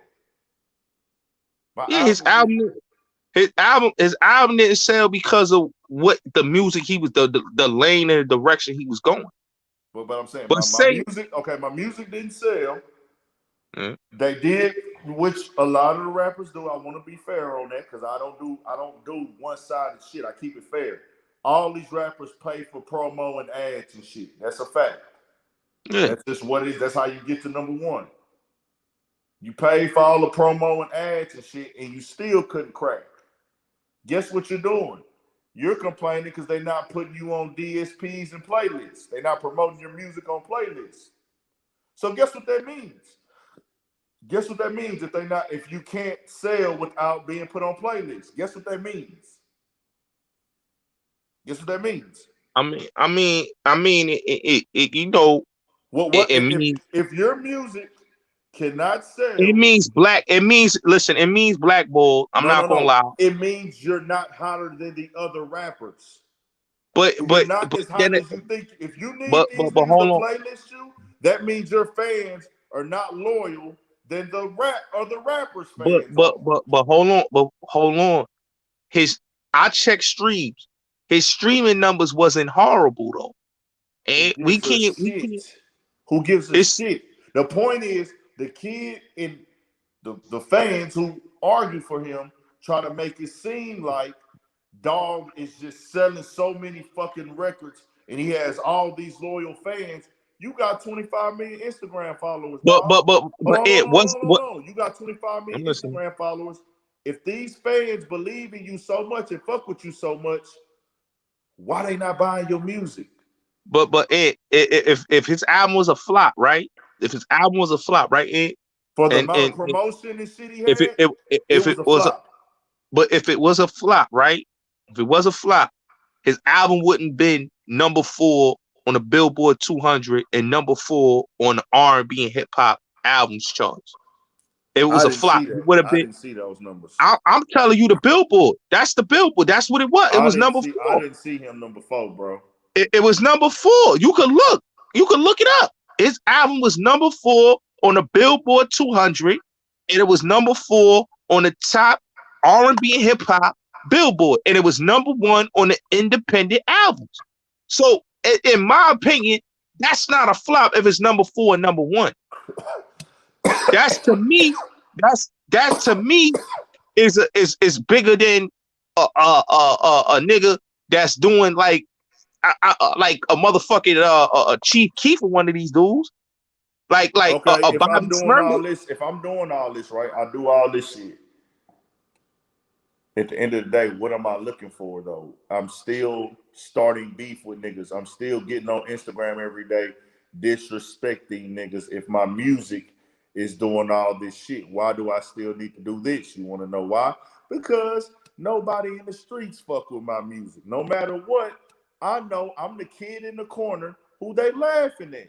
I'm the kid in the corner that they still don't fuck with. Okay. I'm the kid in the corner that's X'd out the game. Okay, so how you feel about Kodak Black, right? Kodak Black is beefing with Black is a fucking living legend. Okay, he a living legend. So do you feel like he went to jail? He was doing the same thing he doing now with Pooh Shiesty and Lil Baby. It's the same shit he did when he went to jail. Right. Hating, trolling, trying to sell, and it still ain't work for him because his album flopped when he did it on his other album when they said he beat up Sticky Fingers and he did this. Who album flopped? The Kodak Black album that he did when the last album he did that shit went gold. You know what I'm saying? It didn't go platinum. Go to be technical when you got artists going platinum. In 2021, gold is a flop, and I got hit singles on this motherfucker. Gold is good, but gold is not platinum. You know that, Ant. Gold is not a flop, bro. A flop ain't even just based on numbers, bro. A flop mean the streets and the people are not fucking with the music, and no songs from that project took off. Any project Kodak Black has dropped has taken off. Kodak could go do a sold out show right now tonight and probably get paid $200,000. But is he doing Drake numbers? Who gives a shit? Who is doing Drake numbers? Are we basing the quality of a nigga music off of what he sell? I don't. I mean, I think the industry. I base the music off of what I hear in the club, what I hear at the corner store, what I hear people using. Yeah, but I mean, that's cool. I get it. What they hear on the radio, what they hear in the club, that's cool. But are you talking about the album when he was locked up? I'm talking about the one I'm talking about the Bill Irish album. I'm talking about was that the one that released when he was in prison? That's the one he was in prison. The Bill Okay, now Israel. throw that out. That was a whipped up album, bro. He was already locked up for time. He wasn't hands on with that, and he wasn't out here to promote it. He wasn't free to promote it. He released that shit behind the wall, bro. Come on, man. You gotta be serious. But a flop is a flop. That's not a flop, bro. If I'm locked up, it sold 16,000, bro. It sold 16,000. He was locked up, and then we know the shit. The fans, if you're not out to promote the music, the fans are already taking it like, okay, bro. All right, okay. Then what about Dirk? What about Dirk out? What about Dirk out? What about Dirk out? Didn't Dirk go number one? He went number one, but look at how much units he sold. Though. Who cares? The people are fucking with it. I'ma tell. This how I tell if your music is hot, bro. Like I said, I've been quit giving a care about sales once niggas stop buying CDs. One CD is like niggas is counting the sales like niggas is still going. Yeah, niggas can pre-order, niggas can buy the album for $9.99, but most people are not doing that. I haven't bought a CD in I don't know how fucking long. Hold on. But Rowdy Rich, but let's be technical. Rowdy Rich and Lil Baby and the Baby sell more than Dirk. Let's keep it real. They do more than Dirk. Even Megan the Stallion do more than Dirk. What does that mean, though? That means they bigger than Dirk. I like Dirk. So Dirk is big. Dirk is big. I'm not saying he not big, but you can't. Like, I always say this, man. As a rapper in this day and age, your streams gotta be up there, man. When it comes to streaming. Why? When these niggas can get paid off of shows. We not even in COVID. We gotta look at it. We at COVID-19 right now, man. These rappers still doing shows? They doing shows, but they doing club appearances, and a lot of them ain't even getting they not even getting paid. And you gotta look at it. They got 360 deals, these artists. Not all. You know what I'm saying? Not all of them. So all of them not. You don't think all of these niggas is signed 360 deals? Nah, not all of them. Some are. So a lot are, but not all. So what you think? You think these dudes really got good? They got good contracts. They not the label's not taking their money. Some do, some don't. Some is fucked up. Some is good. You can't categorize everybody as the same, bro. That's just not. That's unfair. Like niggas try to categorize me as like with other bloggers, and I'm not them. I won't do that with rappers. I'll be fair. You can't categorize everybody the same, bro. Everybody's situation be different. You know what I'm saying? A lot of rappers are fucked up. A lot of rappers are not making money. A lot of rappers are, though. You got rappers who got partnership deals. But if you look at rappers, say if we take out all the rappers that's in the industry, we look at rappers like Joyner Lucas. We look at rappers like Russ. They selling more than half of these niggas that we calling real niggas and doing this, and they getting more. They selling more units than these niggas, and they independent. So does that mean that the music is not good because it's not selling? I mean, the music is good. Don't get me wrong. That's what music is supposed to be, though, bro. Like that's my thing now. I don't give a nigga. It can be 30 niggas listening to this motherfucking tape. If that bitch jam, I'm saying that whole jam. I prefer it that way. You know how long I've been listening to them Detroit niggas? How long? About 7 years. I used to tell all my niggas, these Detroit niggas got it. Detroit niggas got it. Detroit niggas this. Detroit niggas that. And I like Detroit. I like Detroit. And them niggas can't rap. And this shit ain't it. And cut this shit off. And they sound weird. I was posting these niggas and shit to my Instagram 4 years ago. Like, I'm on this right now. I'm on Babyface Ray. I'm on Ice Web Bizzo. I'm on motherfucking Soda Baby. I'm on all of them. Mm-hmm. Everybody like, man, that shit funny. Guess what now? Every Houston nigga riding to some Detroit shit in their car right now. Guess what? 2016, my nigga Pookie Low came home. Cutting my hair, and check out this nigga named Money Man. This nigga the truth. Put on Black Circle too. I like Money Man. Been I like Money Man. But guess what?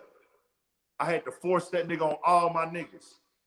At least 10 or 15 people I had to force that nigga on them. Because I put him on, oh, that nigga sound like Future. Ah, man, that nigga ain't, man. Oh, this nigga using other niggas' flows. This nigga ain't hard. Where's Money Man now? Money Man everywhere, man. Money Man. Guess what? Guess what? Nipsey Hussle used to be out here in Houston 2014. I was at the show. I was in the crowd with the Crips. I was in the crowd with the Eritreans with boat shoes on.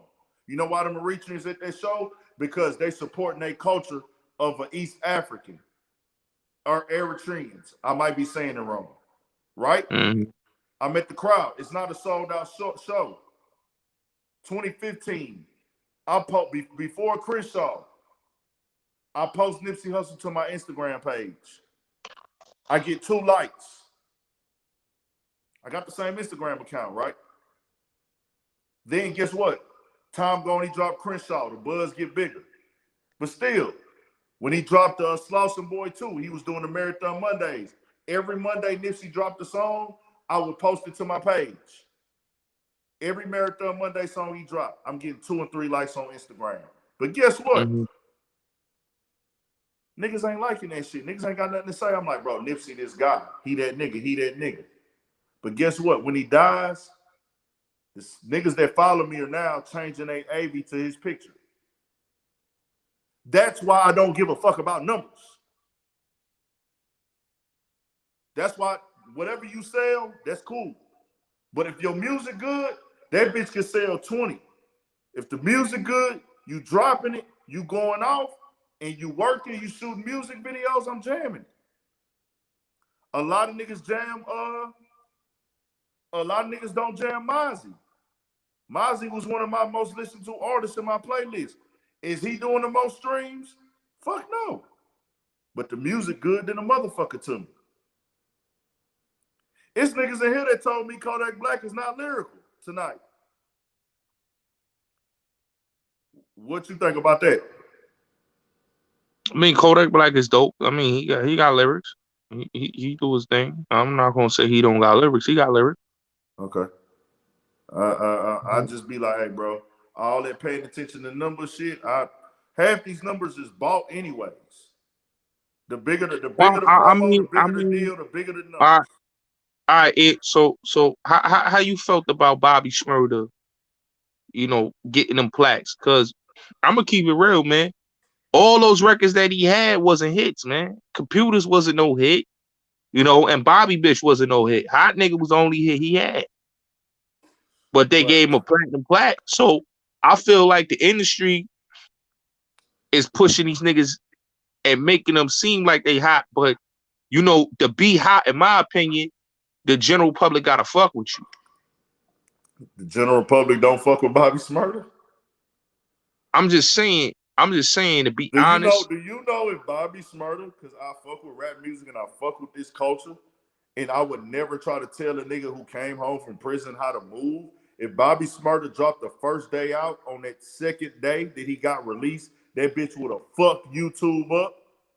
But I don't give a fuck how bad it sounded, how bad. All he had to do was get a Brooklyn drill beat, throw his hat up in the air. But the music, but hold on. Back on this shit, nigga. But the music, but the music gotta be 5 million views easy. But the music gotta be, the music gotta be good. The music gotta be good on that first day out. I wouldn't give a fuck how it sounded. All he had to do was throw his fucking hat up in the video, put that bitch a Brooklyn drill beat on, and that bitch doing 5 million. All they had to do was get his niggas in the video dancing. They could have shot that bitch in the studio. But come on, but be honest, and be honest. This dude been going since 2014. It don't matter. So you saying the general public? You saying the general public is gonna go crazy for Bobby Shmurda? That's what you telling me. If it's all about how you present it. If that nigga would have came home the second day, and I'm not saying he should have done after we had Pop Smoke. I'm not trying to tell no nigga how to move when they just did 6 years. But after we had but look at this. After you have the takeover of 6ix9ine and then Pop Smoke right after that, and then you telling me the people, general public, is just going to gravitate to Bobby Shmurda? I can't, bro, this is what I'm saying. I can't predict the future. But what I do know, if he would have dropped a video on the second day out with a Brooklyn drill beat, that bitch was going viral. All he had to do was throw the hat up and he could have rapped.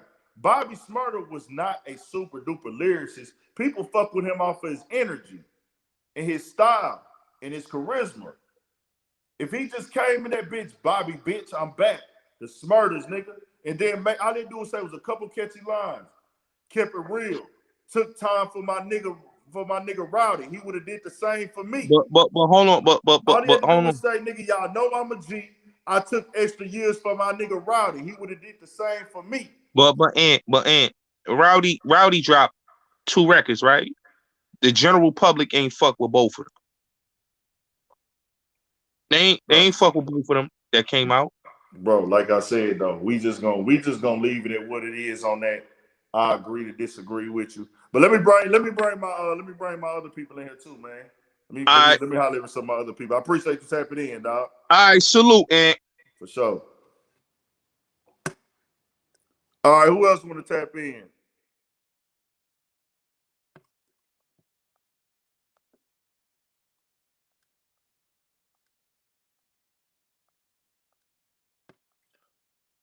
When can I come through? Somebody talking about they want to come through. Man, it's a bunch of people hitting me to come on the podcast, bro. And I'm kind of like on my shit where like, bro, I'm really trying to keep this podcast on some different type of shit. And I got to just tell niggas it ain't going to work like that.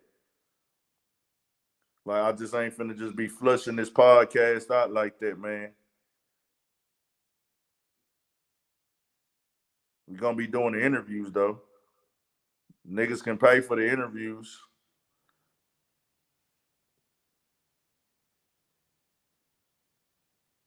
We forever pressing. We forever mashing. Y'all niggas tap into that Studio 56 podcast, man. Make sure y'all do that. Tap into that Studio 56 podcast, man. Studio 56 podcast. Who else want to tap into this motherfucker? Hey, y'all go watch my nigga AC. AC, come on this hoe real quick if you can, nigga. My nigga AC just did a radio station. Man, what's with the link?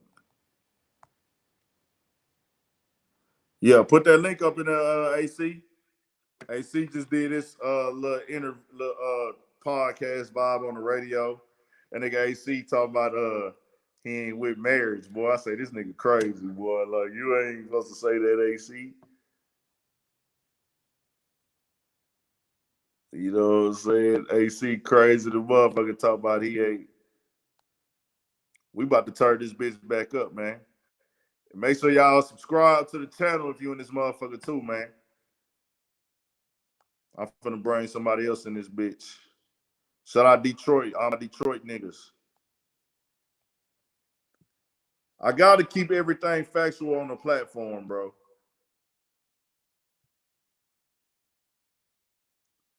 We just gotta do that.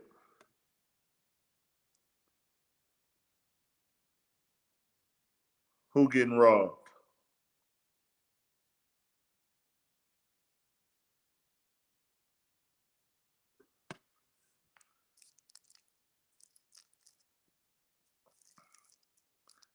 Bro, I ain't gonna lie, that nigga Pookie.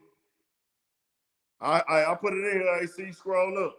Hey, that nigga Pookie got me back on my old 3 Greedo shit, man. 03 Pookie got me back on my 03 shit like I was before that nigga went in, dog, or like a little bit after he went in. Y'all niggas might be sleep on this 03. Let's turn it up one time. Quick intermission, man. I gotta put the screw to chop on.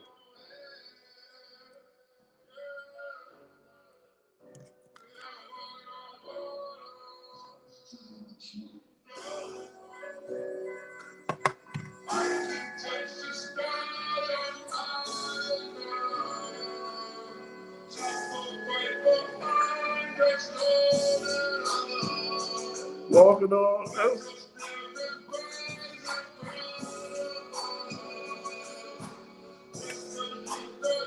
Y'all sleep on 03, huh? Walking on water, walking on air.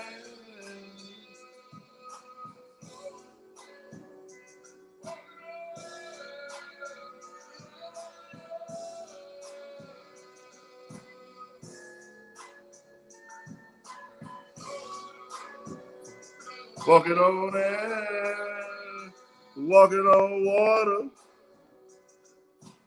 Hey, see, my brother. What's good, my guy? Yeah, we turned up on this 03, man. We on the drugs tonight, man. I'm on the drugs tonight, man. We drinking, we smoking. I'm gonna go pull the rest of this shit up real quick. Intermission. I need everybody to stay in this motherfucker. I already lost some niggas. And you was 200 deep in here tonight.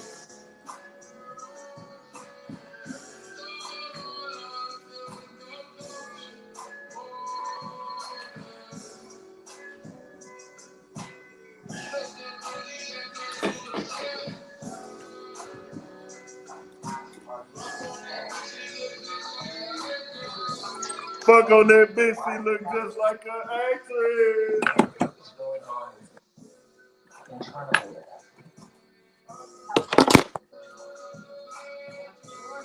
Hey. Hold on. I gotta hear that part, man. Hold on, I gotta hear my part. Then we get back to the live. I'm losing niggas, but fuck it. Niggas leaving out the live, but fuck it. We rocking out with 03 right quick, man. Surprised to see that there was pain there because we were doing our job. Our job was to be on and to smile. And so when he asked me that, I guess I wasn't okay. And then walking on water. And asked me the institution for help for quite a long time. Hold on. I gotta hear my little part.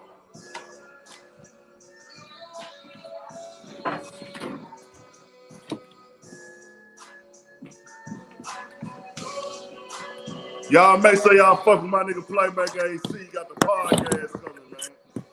Real fucking West Coast nigga. Real LA nigga. Did you see the radio show yesterday? On the seat, nigga.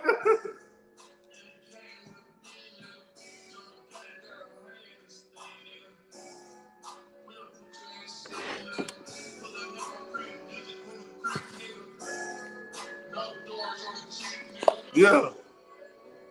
And I got 03 Greedo fucked up, nigga.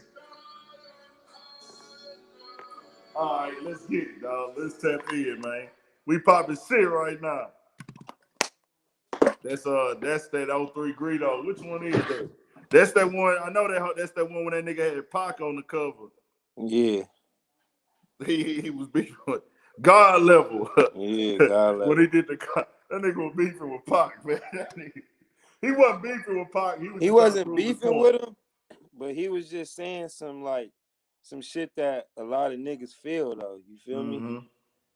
Like niggas look at only LA nigga gonna understand that most of the time. Right. You know what I'm saying? Only LA nigga gonna understand that. I watched that Say Cheese interview. Yeah, and then I think he said that. He said that in like a write-up interview. And then they asked him about it again on Genius, I think, with Rob Markman. Then the girl from TMZ asked him, and he kind of like went big on her, kind of. Yeah. That nigga was turned up. That nigga said, that nigga daddy was a Black Panther. Nigga, my daddy was a Crip, nigga. Hey, I'm posting that tomorrow, dog. Hey, nigga, that nigga daddy was a Black Panther. Nigga, my daddy was a Crip, nigga. That nigga was sick, dog. Hey, I believe everything that nigga was saying, too. And he said, any nigga want to pull up, I'm with you fighting in the suit, dog. Bro, that's when I respected it. You know, I fuck with Pac heavy. I fucks with Pac heavy. I fucks with Pac the long way. I just feel like I have to look at it from his standpoint, and then I also have to look at it with the fact he stood on that shit. Costa Nostradamus, type something logical. I'm gonna have to go get you up out of here because you've been typing some crazy shit. But AC, what's the deal, man? How was the radio show, dog? What was the Man, that shit was like? cool. That shit was straight, bro. It was that was my second time being on there. I had went on there like maybe like a little while back, maybe like 5-6 months ago. But she had just had me back on there. That's my homegirl who I went to school with. And, you know, I just be supporting her because she doing her thing. You feel me? Okay. Yeah, that's hard. That's hard.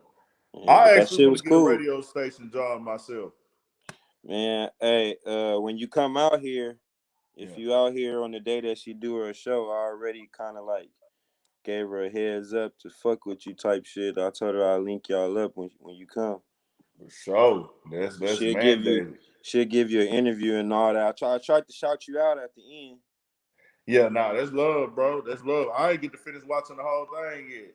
Oh yeah, when you get to the end, you're gonna say I gave Urban Politicians TV a shout out so niggas out here kind of, know what's up with you. That's love. That's love. I appreciate that. For sure. I'm trying to tap in with everybody out there who working. It's another chick out there I gotta try to find. I follow her gram. She be doing interviews. I'm gonna try. I be trying to work with females a lot. What's her name? I fucking forgot. I think I might have DM'd it to myself, or either I think I can find it on YouTube because I think she interviewed Sway, the little Mexican cat I be listening to. Okay. So, for shit show Shock Diesel, that's love. So yeah, dog, what's going down with this video y'all was talking about, man? Shit, man, that nigga Kimo Sabi was saying, that nigga got robbed. So niggas was looking it up. It's videos of that nigga getting robbed. They talking about that nigga punching on his grandma, all type of weird shit, bro. No shit. Yeah, that's why I'm like, that's why this nigga sound like a weirdo. That nigga sounded like he really wanted to be academics. Like he wanted to take academics' job of like promoting 6ix9ine. That's how that nigga sounded when he was talking to you. I want to make this very clear with y'all, with me, with everybody who fuck with me on this platform. I can really, the real thing that I do when I speak on 6ix9ine, my point is this: if you're not ready for the streets, stay out of them. That's the only reason I speak on 6ix9ine a lot. Right. You feel me? Like, if you don't want to go down with the streets, it is what I like to speak facts, man. This is a part of the streets. Understand? When you sign up for the streets, you are signing up for jail. You signing up for prison time. You signing up for death. You signing up for fights. You signing up for losing. Anytime you jump in the streets and decide, hey, I'm going to be a street nigga, that's what you're signing up for. If you're going to dedicate your life to being a street nigga, and I'm not judging nobody for making that decision, but understand, there is no, hey, I'm going to go get rich in the streets, but I'm going to skip the part about prison. Yeah, you just want niggas to know what come with this shit. Yeah, and that's what I like to put out there, because it's a lot of niggas on the internet who have platforms and voices, and they're not really teaching nobody nothing. And they're not obligated to. Some niggas are here strictly to get the views, to get the money. This platform is not that. Would I love to get views and money? Of course. I'm not finna fake and cap. Would I love to get 1 billion views every video? You fucking right. But I feel like I got a different purpose here. Mm-hmm. And I'm not even trying to anymore put my morals and principles on the business side of this game. But if we on my platform, we gonna talk that real shit. And the real shit is the facts. You know what I'm saying? Hell yeah. Dog, let's be clear. Dog told it was gonna tell regardless. So I actually went and watched that interview where they was in the fucking restaurant. The interview where Tekashi's career was seeming like it could possibly be ended, because there was a shift. Trippie Redd was way hotter. when they was beefing. And then there was a shift to where Tekashi 6ix9ine got hired. Academics played a role in that. Yeah. Academics played a role in that. He helped them a lot. A whole lot. And that's one of those things where I like to point that out. Whereas people need to understand what's really going on here. Dog was gonna go to jail. If he would have went to jail right there at that table after that interview, he would have told. He would have told if none of this ever happened. He wanted all the glamour of this shit. The attention, the money, the lifestyle, the power. This is what he was after. The influence, the relevancy. But he did not want the consequences that come with involving yourself in with the streets. Right. That's what I like to put out there with the people. Once you tell, you are no longer a gangster. You were a gangster, you do gangster shit, but you can't be called a gangster anymore after you tell. And like I said, I don't expect people. Everybody feels differently about this. I don't expect people to whenever they have an issue with a gangster, whenever they see a snitch, I do not expect everybody to say, hey man, my like if a nigga got a cousin that told, a nigga that got a parent that told, they got a homeboy that told. If that's been your day one family member or partner, and you don't want to turn your back on them because of that, you might not agree with what they did. I'm not saying you got to turn your back on that nigga, but you cannot downplay what the fuck they did. Right.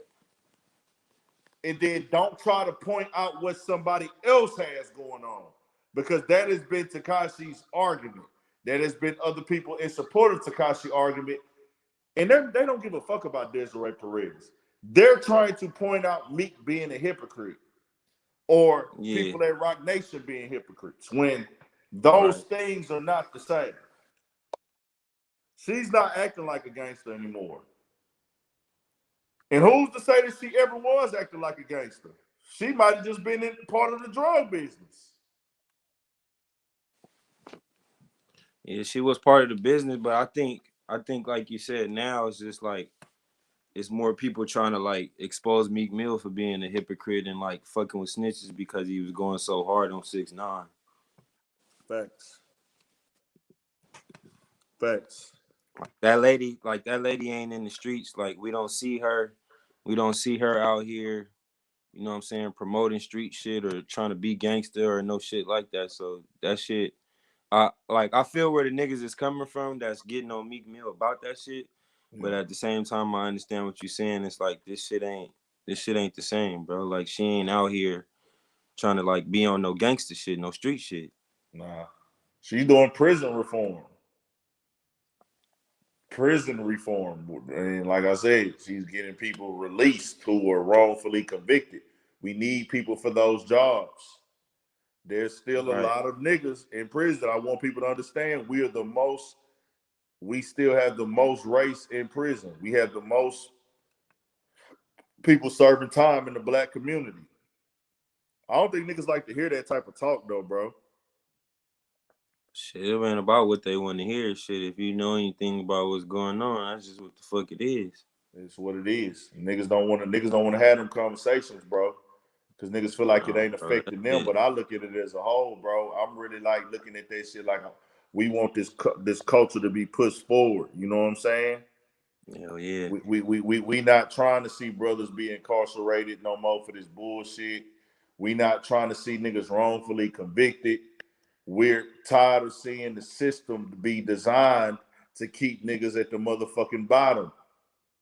Yeah, but see, we ain't telling the kids to be motherfucking police officers and lawyers and fucking politicians and you know what I'm saying, all of that shit. We like, as far as black people, we think we gotta play sports or rap. And that shit ain't gonna change nothing for us, like in the long run, in the bigger picture of shit. And you know what's crazy? We don't even know. You know what's crazy about like political jobs and governors and all these type of things, right? these jobs get inherited or passed down or influenced. Yeah.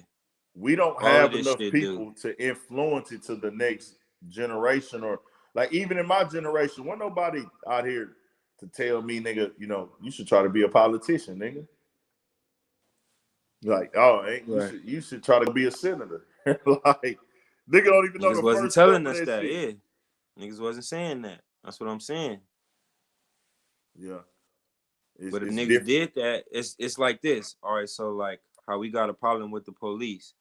As black people, we like taught as kids, like, fuck the police, bro. Mm-hmm.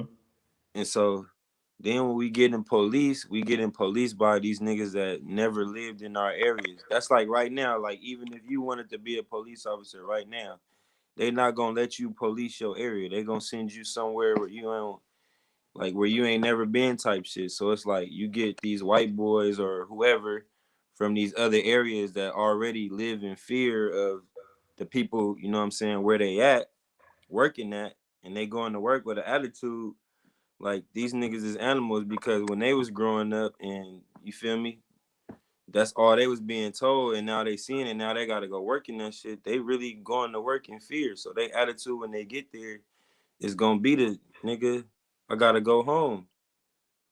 So when they doing shit like that, that shit is because it ain't it's not people in our communities that understand us and, you know what I'm saying, know how to deal with us type shit. You got these scary ass niggas that's really scary coming over here that was probably getting beat up in school and shit, and now they just want to For get, real. you feel me, a gun and be a police officer and try to be hard type shit. So it's like we gotta encourage niggas to do shit differently like that. Like how we didn't have nobody telling us be no governor and no none of that. It's like now that's what we gotta start telling these kids to do. Like, my nigga, this the shit you need to do that's gonna make, you know what I'm saying, a difference for us. Cause that other shit ain't helping us, bro. Facts. And it's like we older now, nigga, so we gotta tell the younger ones to do it. Like when you trying to get some shit done and be for your people and all that, you gotta know, like, in your mind that shit ain't really for you. Like by the time that shit get like that, that's gonna be for your kids or your grandkids or some shit. It's like you really doing it for the next generation. So it's like as far as that shit, I just feel like we gotta encourage niggas to get them kind of jobs and like change the look at this shit. Cause if you tell a little black kid that he should be a police officer, that nigga gonna look at you like, nigga, you crazy, nigga. Thanks. About to be no fucking police officer. Hell nah, they gonna look at that like, nigga, that's nigga, I'm gonna look like a lame. They gonna tell miles you, in jail. I put the no, link in I'm here. not no snitch. Yeah. They gonna say that's Facts. snitching. And then you know, but I'll be honest with you though, bro. You know, another thing too, it's a gift and a curse right now, because right now a lot of niggas is pushing this entrepreneurship too. So niggas for sure is like, not only do I not want to work a job, I for damn sure don't want to be a cop. Right. You know what I'm saying? Because bro, to be honest, no disrespect to police officers, who wants to put their life on the line every day for less than 100,000? That's what I'm saying. Them niggas don't even make bread like that, bro. Mm-hmm. But they like be making enough officers, to them niggas make like $65,000 a year. Yeah. Then they get their side hustles, which, don't get me wrong, well, in Texas, that's good money. Yeah, but out here that's not. Yeah, out there that ain't. It's not. So yeah, that shit like different, out here, that's a living. Like if you make, I'm not gonna lie, there's gonna be some niggas that's gonna hear me say that and say, "Oh, nigga, that ain't no money." But no, if you bring home 60,000 a year in Texas, and you are one person, no kids, you are doing pretty decent. Like you can make it off that, like for real. Like you can make it, because in Texas you can have a house note for $1,700. Mm-hmm. Yeah, Texas. Insert. I can't. Not all Texas. The oil, like the oil towns, like Midland and all that shit, they cost of living is high. But if you bring it home 2,500 every 2 weeks, you will have to maintain your bread a little bit, but you can get by if you make it $5,000 a month in Texas. But I know in Cali, fuck no. Nah. You're gonna have to find a way to budget and do some other shit probably. 1,700 gonna get you an apartment. Yeah. That shit gonna have you. That shit gonna have a you. $1,700 a month apartment out here in Houston is a loft. Yeah, out here that's a cool 1-bedroom or a small ass 2-bedroom. Yeah. Like they got that's a loft downtown. That's a high rise, mid rise. You in the mix for 1,700, nigga. You luxury apartment. You big pool on the rooftop, probably all that shit. Right. And you gonna better live that fast lifestyle, man. It's crazy because like out here, I just said like 1,700. That's like a 1-bedroom apartment, but it's some people that they house notice 1,700. You feel me? Like you could get a house and be paying that, but everybody don't know how to get their credit together and save their money and go put a down payment on the house and all that. So it's like they kind of like sticking themselves in the trap forever. Yeah. That apartment shit is tough. It's tough. But I do get it though, because sometimes you just gotta get out there and jump in that shit. But man, I hear like when I used to hear Vlad say don't buy a house, I was like, bro, that is the worst advice I've ever heard in my fucking life. He talking about because you're gonna lose on your investment. I'm like, bro, owning a piece of the land is the best investment you can have to me, because I'm the type of nigga. Let's say I buy a house for 60,000, right? But I was or 100,000. But I stayed in it for years. I lived there. And it's okay, I want to upgrade. I want to go get a bigger house. If I'm only gonna be able to sell this home for 90 or 80, at the end of the day, it's okay, it still held some type of value. Yeah. I just believe in having this shit that holds some type of value where you can get some type of money back off of it. Because a lot of shit that we buy as people, you can't really get money back off of it. You know what I'm saying? Hell yeah.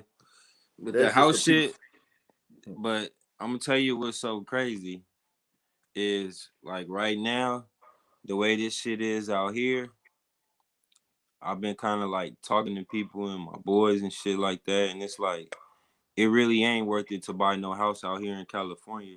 Nah. When you could buy a house somewhere else for that money, or like it's some shit out here like if you pay for that, it's like, my nigga, you could have went somewhere else like Texas or Atlanta or something like that, and you could have bought 2 of them. And that's what I was, because he was talking about like, yeah, I'm not gonna buy a house, and I'm like, that don't apply to Texas, bro, because nigga, I ain't gonna lie to you, AC. If you come to Texas and you buy a house for 300,000, bro, 400,000, you living like a fucking king, bro. A $400,000 house in Texas, out there, I'm talking about out here, nigga, you gonna be in the burbs, in the States. I seen some shit that was out there that was cool enough, big enough for me, my family, all that, and that shit was only 200,000, bro, 250. Yeah. Oh yeah, hell yeah, you can get that shit. And it's like, nigga, for 250 out here, I'll be living in the motherfucking slums, bro. I'll be living on top of somebody building or some shit. Well, nigga, you can move like, bro, for 250, nigga, you could go attach the cedar. That shit might not be like the newest house or the biggest house, but they got like them new suburb homes that's be like 220, 240 and shit like that. And they might not be the highest level ones, but bro, them hoes, you can get in them birds, bro. If you got 200,000, you in the birds, where it's gonna be a mix, like a melting. You're gonna have blacks, Mexicans, whites, everything. You know what I'm saying? Depending on what suburb you move to. Me on the north side, I would suggest if you're in the north area, anybody move to like Atascocita. Atascocita, if you want to go super old school, white area, that's Kingwood, that's northeast suburbs. On the northwest side, you got Cypress, big as fuck, plenty suburbs shit, and then you got Tomball. So it's like, bro, man, if you in Texas, buy you a house, man.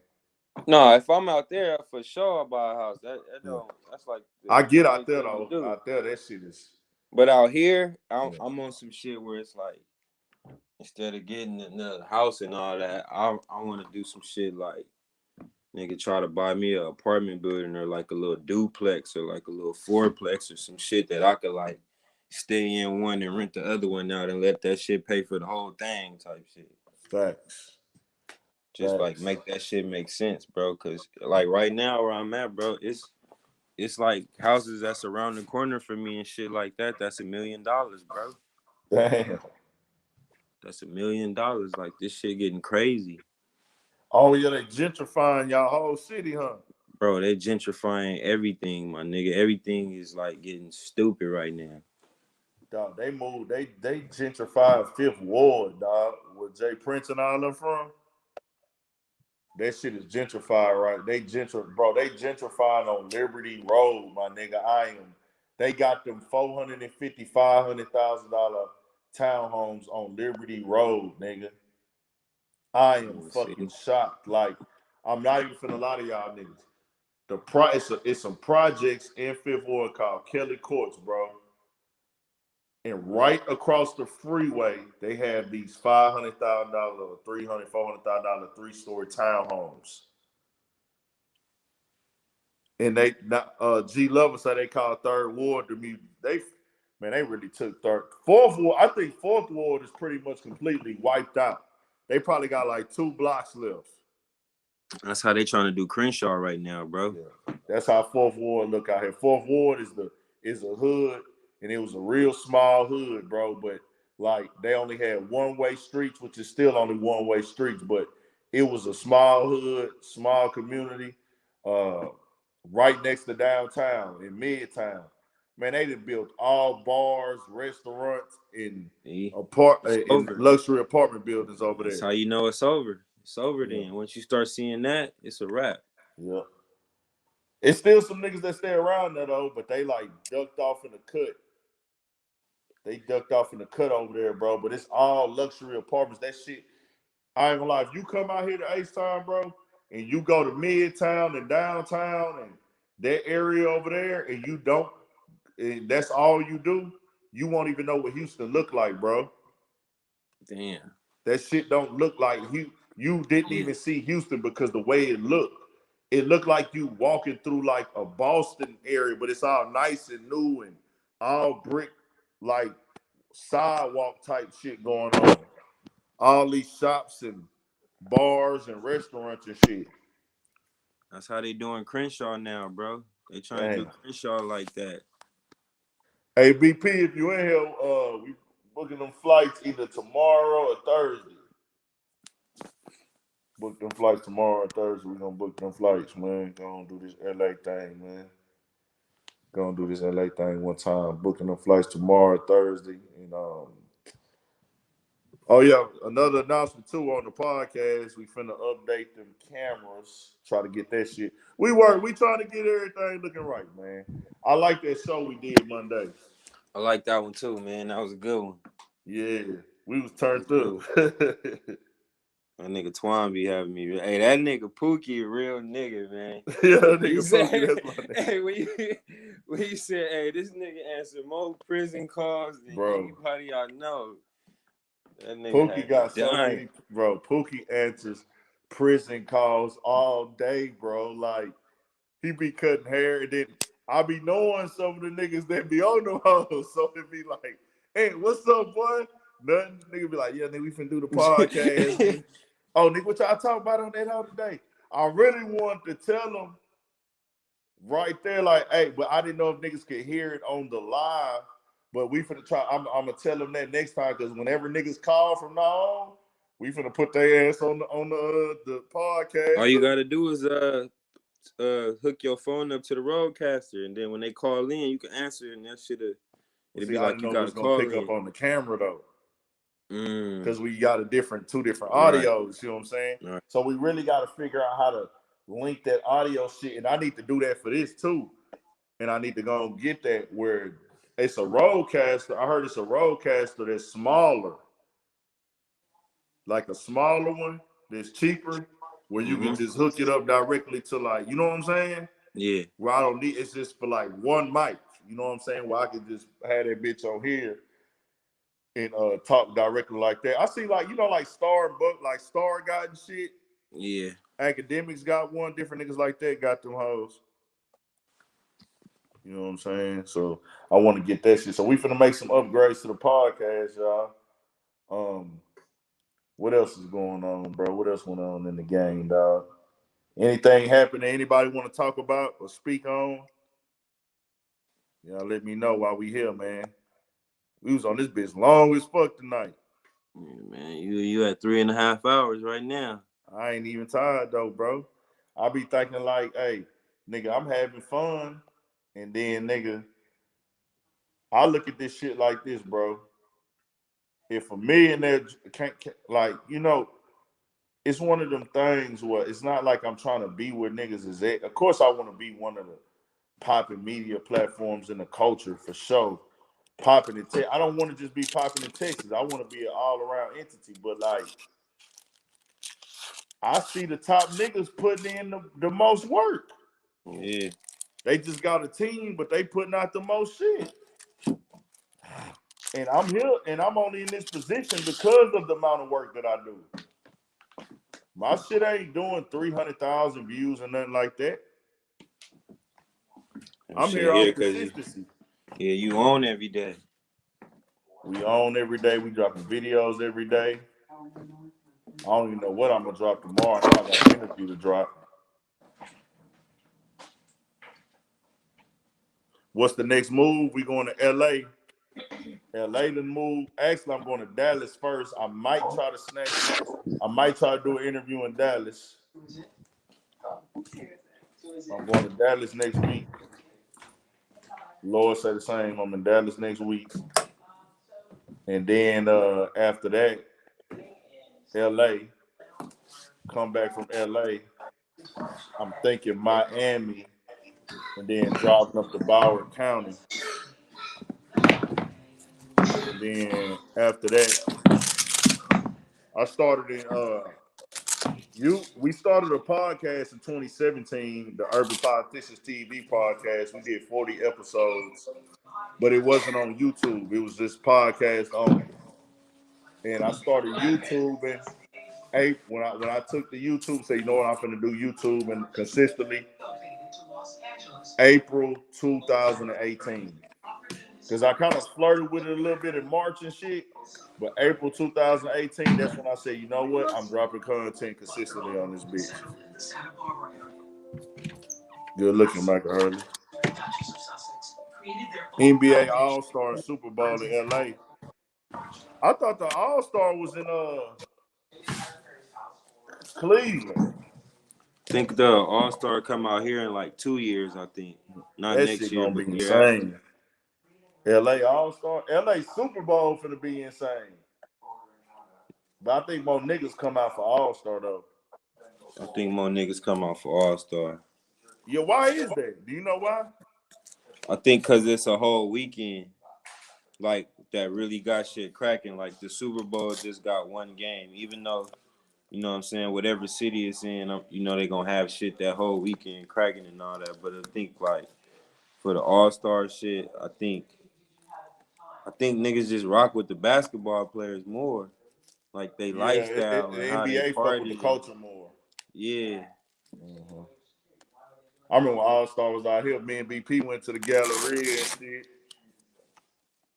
Well, we went to, I think we went to Grand Lux and ate because that hoe was just right there. Man, I used to love the Grand Lux. Huh? I said I used to love the Grand Lux. We used to have it out here, but it's gone now. No, it's only in Vegas. We really, it's like, man, you know, H-Time niggas, bro, after a while, shit get like, after we eat shit for so long, niggas start like looking at it like it ain't shit. Yeah, with niggas, niggas don't even be bougie, but like niggas start looking at shit like Grand looks like, oh nigga, that shit ain't shit. Like, you see, our shit was like for the vibe. You feel me? It was where it was located. Yeah. It was the type of bitches that was in there, all of that. Like, so it was just like the whole scene and like the vibe of the place. Yeah. It was like a kicking spot. See, that's how our shit was too. But it got so fucking watered down because everybody started going. And then once that happened, that's when people get off of it. Like, because that bitch is like right across the street from the Galleria. Like right across the street. And the Galleria is the most popular spot in the city. You know what I'm saying? See, and ours was right in the Beverly Center. I don't know if you ever I've been to the Beverly Center.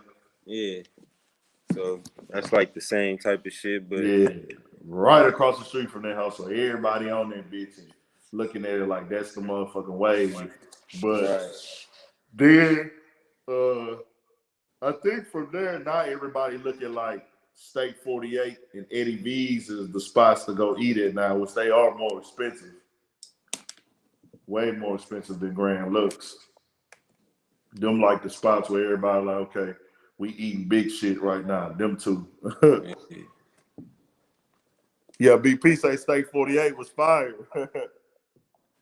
yeah. I went again when I went again, BP. I think that was last year I went again, or the year before that.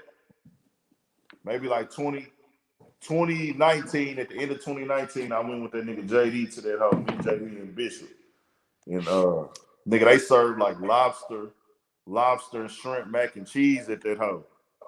Damn.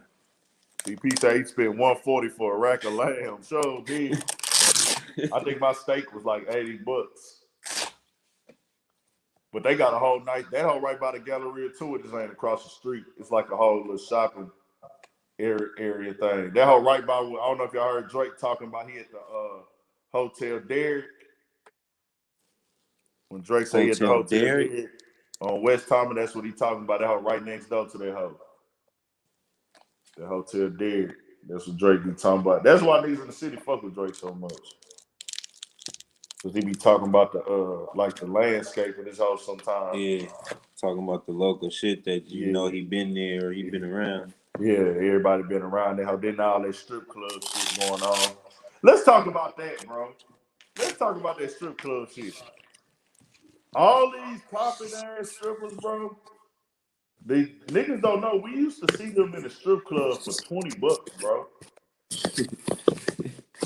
Like Malai Michelle, Miracle Watts, Lyric Galore. Bro, you used to get smacked them up, and I'm not trying to tell them why they died.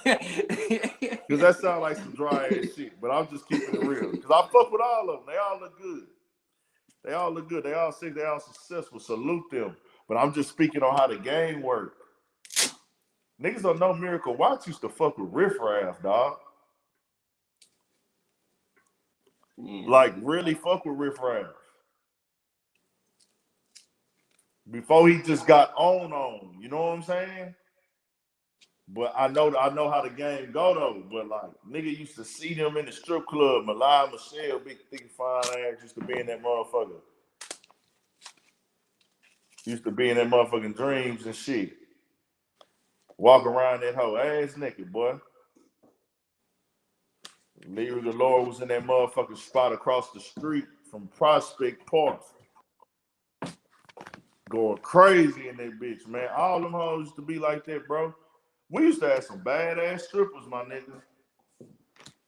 We used to have some badass strippers in H-Time, and they was on everything, nigga. When I say on everything, you could get something out them hoes for a little bit of nothing. Like, it's a lot of young niggas that was young at that time who popped them. And it wasn't rich, wasn't rappers. Just able to get it, because you know how the shit go in the strip club, bro. Right night, right time, right conversation. You get a stripper comfortable, she'll come to the crib and fuck you. Might have to spend a little money, spend a couple $100. I don't know how they do in LA. $50. Damn, $50 in LA? Man, I seen some shit for $50 before. We don't even be wanting to fuck on the ones that's $50. I'd rather you just give it to me for free. That's worse. Like, if you tell me $50, but that is way more disgusting than you just let me fuck you for free. It's levels to like different strip clubs though. Yeah. You feel me? Like you got certain strip clubs where it's gonna be you're gonna only see these certain type of girls in here, and then you're gonna only see these certain type of girls over here. Yeah. So it's like it's different shit. Like the cracking shit and all that, they doing their thing. You could get at them and all that. It's just gonna cost you. Yeah. Because if it's gonna be another nigga in there that's throwing money or doing whatever, and they're gonna do wherever they feel the bread is. Yeah. Period. Then it's crazy because you got the certain select. You just don't know them until you talk to them and see what they own. There's certain girls that's in there to get money, but they in there trying to have a good time too. Yeah. Some girls are caught up in their life and they just like, I'm here to have a good time. I'm gonna get my money, but I want to have a good time. Right. So then now it's like they got to get fucked over a couple times to realize, let me just go up here and get my money. Once they have a couple bad experiences, then they're like, okay, now we strictly on this paper. Strictly on this paper now. That shit crazy, dog. How this game going. All right. Oh, yeah. I'm going to try to go get the merch lined up this week, too, man.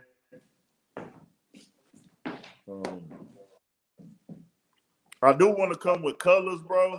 But I ain't going to lie. It's going to be hard for me to come with colors already, bro, because I really don't know what I want to do. And I really don't even know what style to use with this shit, bro. I ain't going to even lie to y'all. So I think I'm going to have to just stick with black and white because I feel like everybody can wear black and white. Right. That's the real reason I come with black and white. To be honest with everybody. That's just the reason I come with that black and white shit. You gotta worry about no color lines. Yeah, I feel like everybody can pull out some white or some black and shit. Y'all could all wear this shit. And even if you can't, it's like you could, with black and white, if you know how to do it, you could throw it on with some colors, some shoots, some throw it off colors, and it'll still go. Yeah. So we rocking, man. We tapped in. What else we got going, bro? I'm trying to think what else I need to tell niggas, man. Y'all opening back up in LA on April 1st. April 1st is what they saying, man. I'm just waiting for that day to get here before they change their mind. I seen some shit today in Texas. They saying we having a little outbreak of that new strain of COVID. Did you see that shit, BP? I just feel like they're going to say that shit everywhere when they open back up, though. Yeah. Like a disclaimer or something? No, it's just like they're going to let niggas open back up and they're going to let niggas out here free again and move around and shit. And then they're going to try to make it seem like, oh, we fucked up again. Dang. They can't do that. Shit. If they do that, that's gonna fuck. They not finna. Texas ain't locking back down. I can tell you that. No, I don't think y'all locking back down for sure. I know y'all open, but yeah, we ain't locking back down. That nigga don't give a fuck. Do you know what? Y'all know why they not? The real reason why they opening Texas up because they want to get that oil back popping, bro. Mm-hmm. Yeah, I seen that shit, BP on the. I got this app that get updates on all the Houston news, dog. It's called News Break. And nigga sent this to me. I this motherfucker when Chucky Trill got killed. Cause he said he seen it on here. It's called Local News and Beyond. It's called News Break. Okay, here it go right here. This is the #1 topic. I'm gonna read this shit to y'all. It's a Texas mask mandate lifted too soon as UK COVID variant spreads in Houston. On March 2nd, Governor Greg Abbott issued an executive order effective March 10th, allowing all businesses in the state to operate up to 100% capacity in areas that do not have high rates of COVID hospitalization. In addition, the order said there will be no penalties for anyone who does not wear a face mask, though businesses may still require them. On March 8th, 2 days before the rule relaxations, the Houston Health Department said there were signs of B117 COVID variant, also known as the UK variant, was spreading in an active and uncontrolled way through the city. Oh my goodness. Here we go. Yeah. The department said wastewater samples had been taken from wastewater treatment plants in Houston on February 22nd. Using these samples, researchers detected the UK COVID variant in 31 of the 39 treatment plants.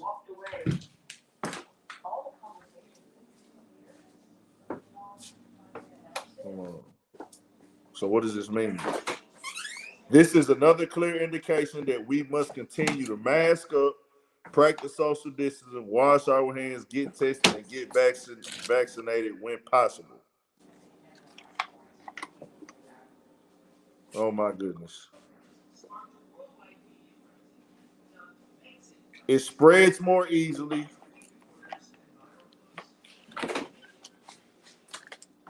Oh my goodness, bro. They saying this shit supposed to be worse. I'm kind of hoping this shit is a myth at this point. Yeah. They trying to scare niggas, bro. I hope this is a myth. Shout out to my nigga Open there, man. That was dope, bro. We did a dope ass interview, man. Condolences, man, to his family, bro.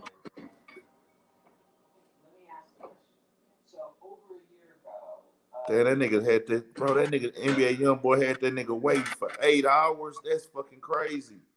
Who? Huh? Who you had waiting? J. Cole waited 8 hours in the studio for NBA YoungBoy, and he didn't show up because he was going through something personal. Man, that's crazy. I'm not waiting for no nigga for 8 hours, bro. Nah. I don't give a fuck who you are. Fuck that verse. Yeah. I got this you would have had to just, holler at me. Like, hey bro, I ain't gonna better make it. That's cool right there. Nigga can understand that. Yeah, I can understand that.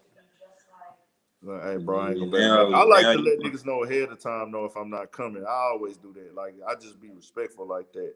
Like, if I'm finna pull a no-show, if I tell you I'm coming and I ain't coming, if I say like, hey, we gonna be here at a certain time, if I ain't coming, I'm gonna let you know. Something come up, I'm gonna let you know. I don't do the be there and then I don't show up at all. You know what I'm saying? Everybody different though. Everybody got their little shit, how they do their shit.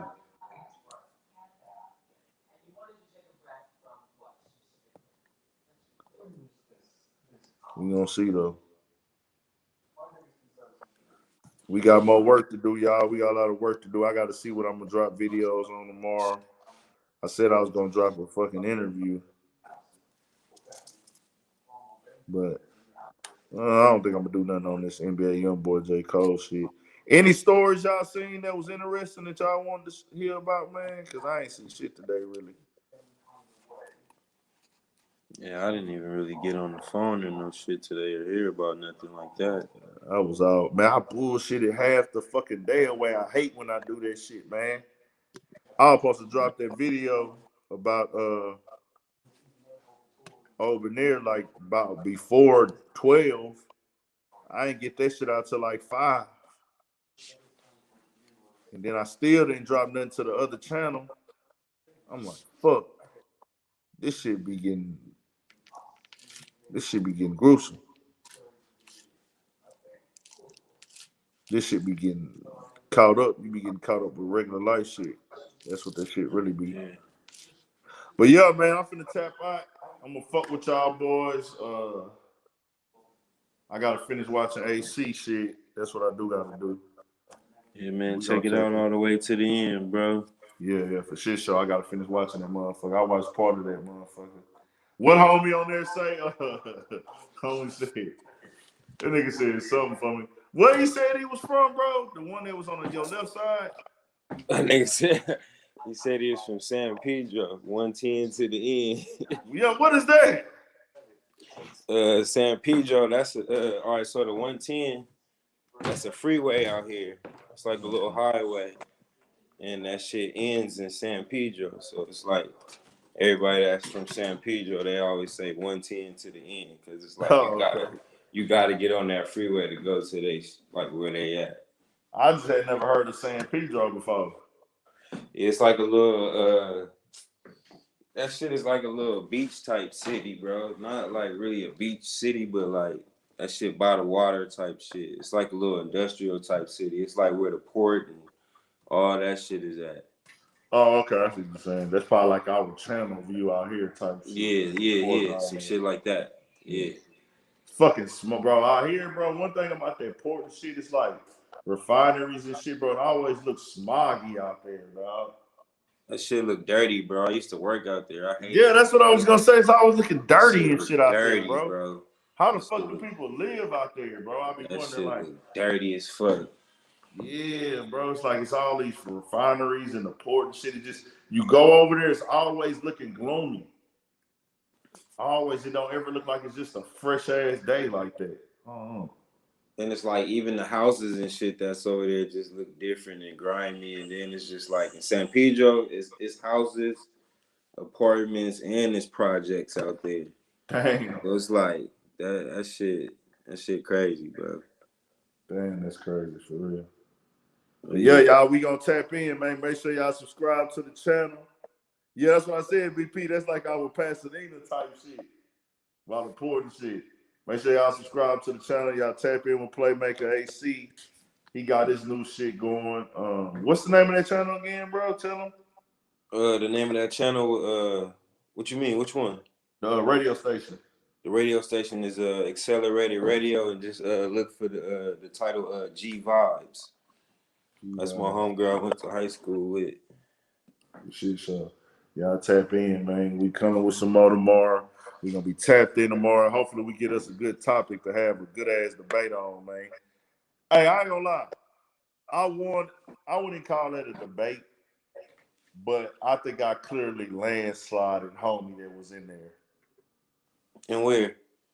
In here tonight? Tonight. Yeah. Oh, yeah, nigga. And he wasn't able to stand on the things he was saying in this motherfucker. Every time he said something, right after that, when you said something, he said, yeah, but, or if, and it's like, come on, my nigga. Just tell me I'm right, bro. Yeah, like, come on, man. Niggas don't be wanting to tell Big Annie right, man. But it's all good, though, man. We gonna tap in. Y'all boys stay up, man. Stay on your pivot. Appreciate the support, man. 1,000. Make sure y'all subscribe. Hit that like button on y'all way out this motherfucker, too.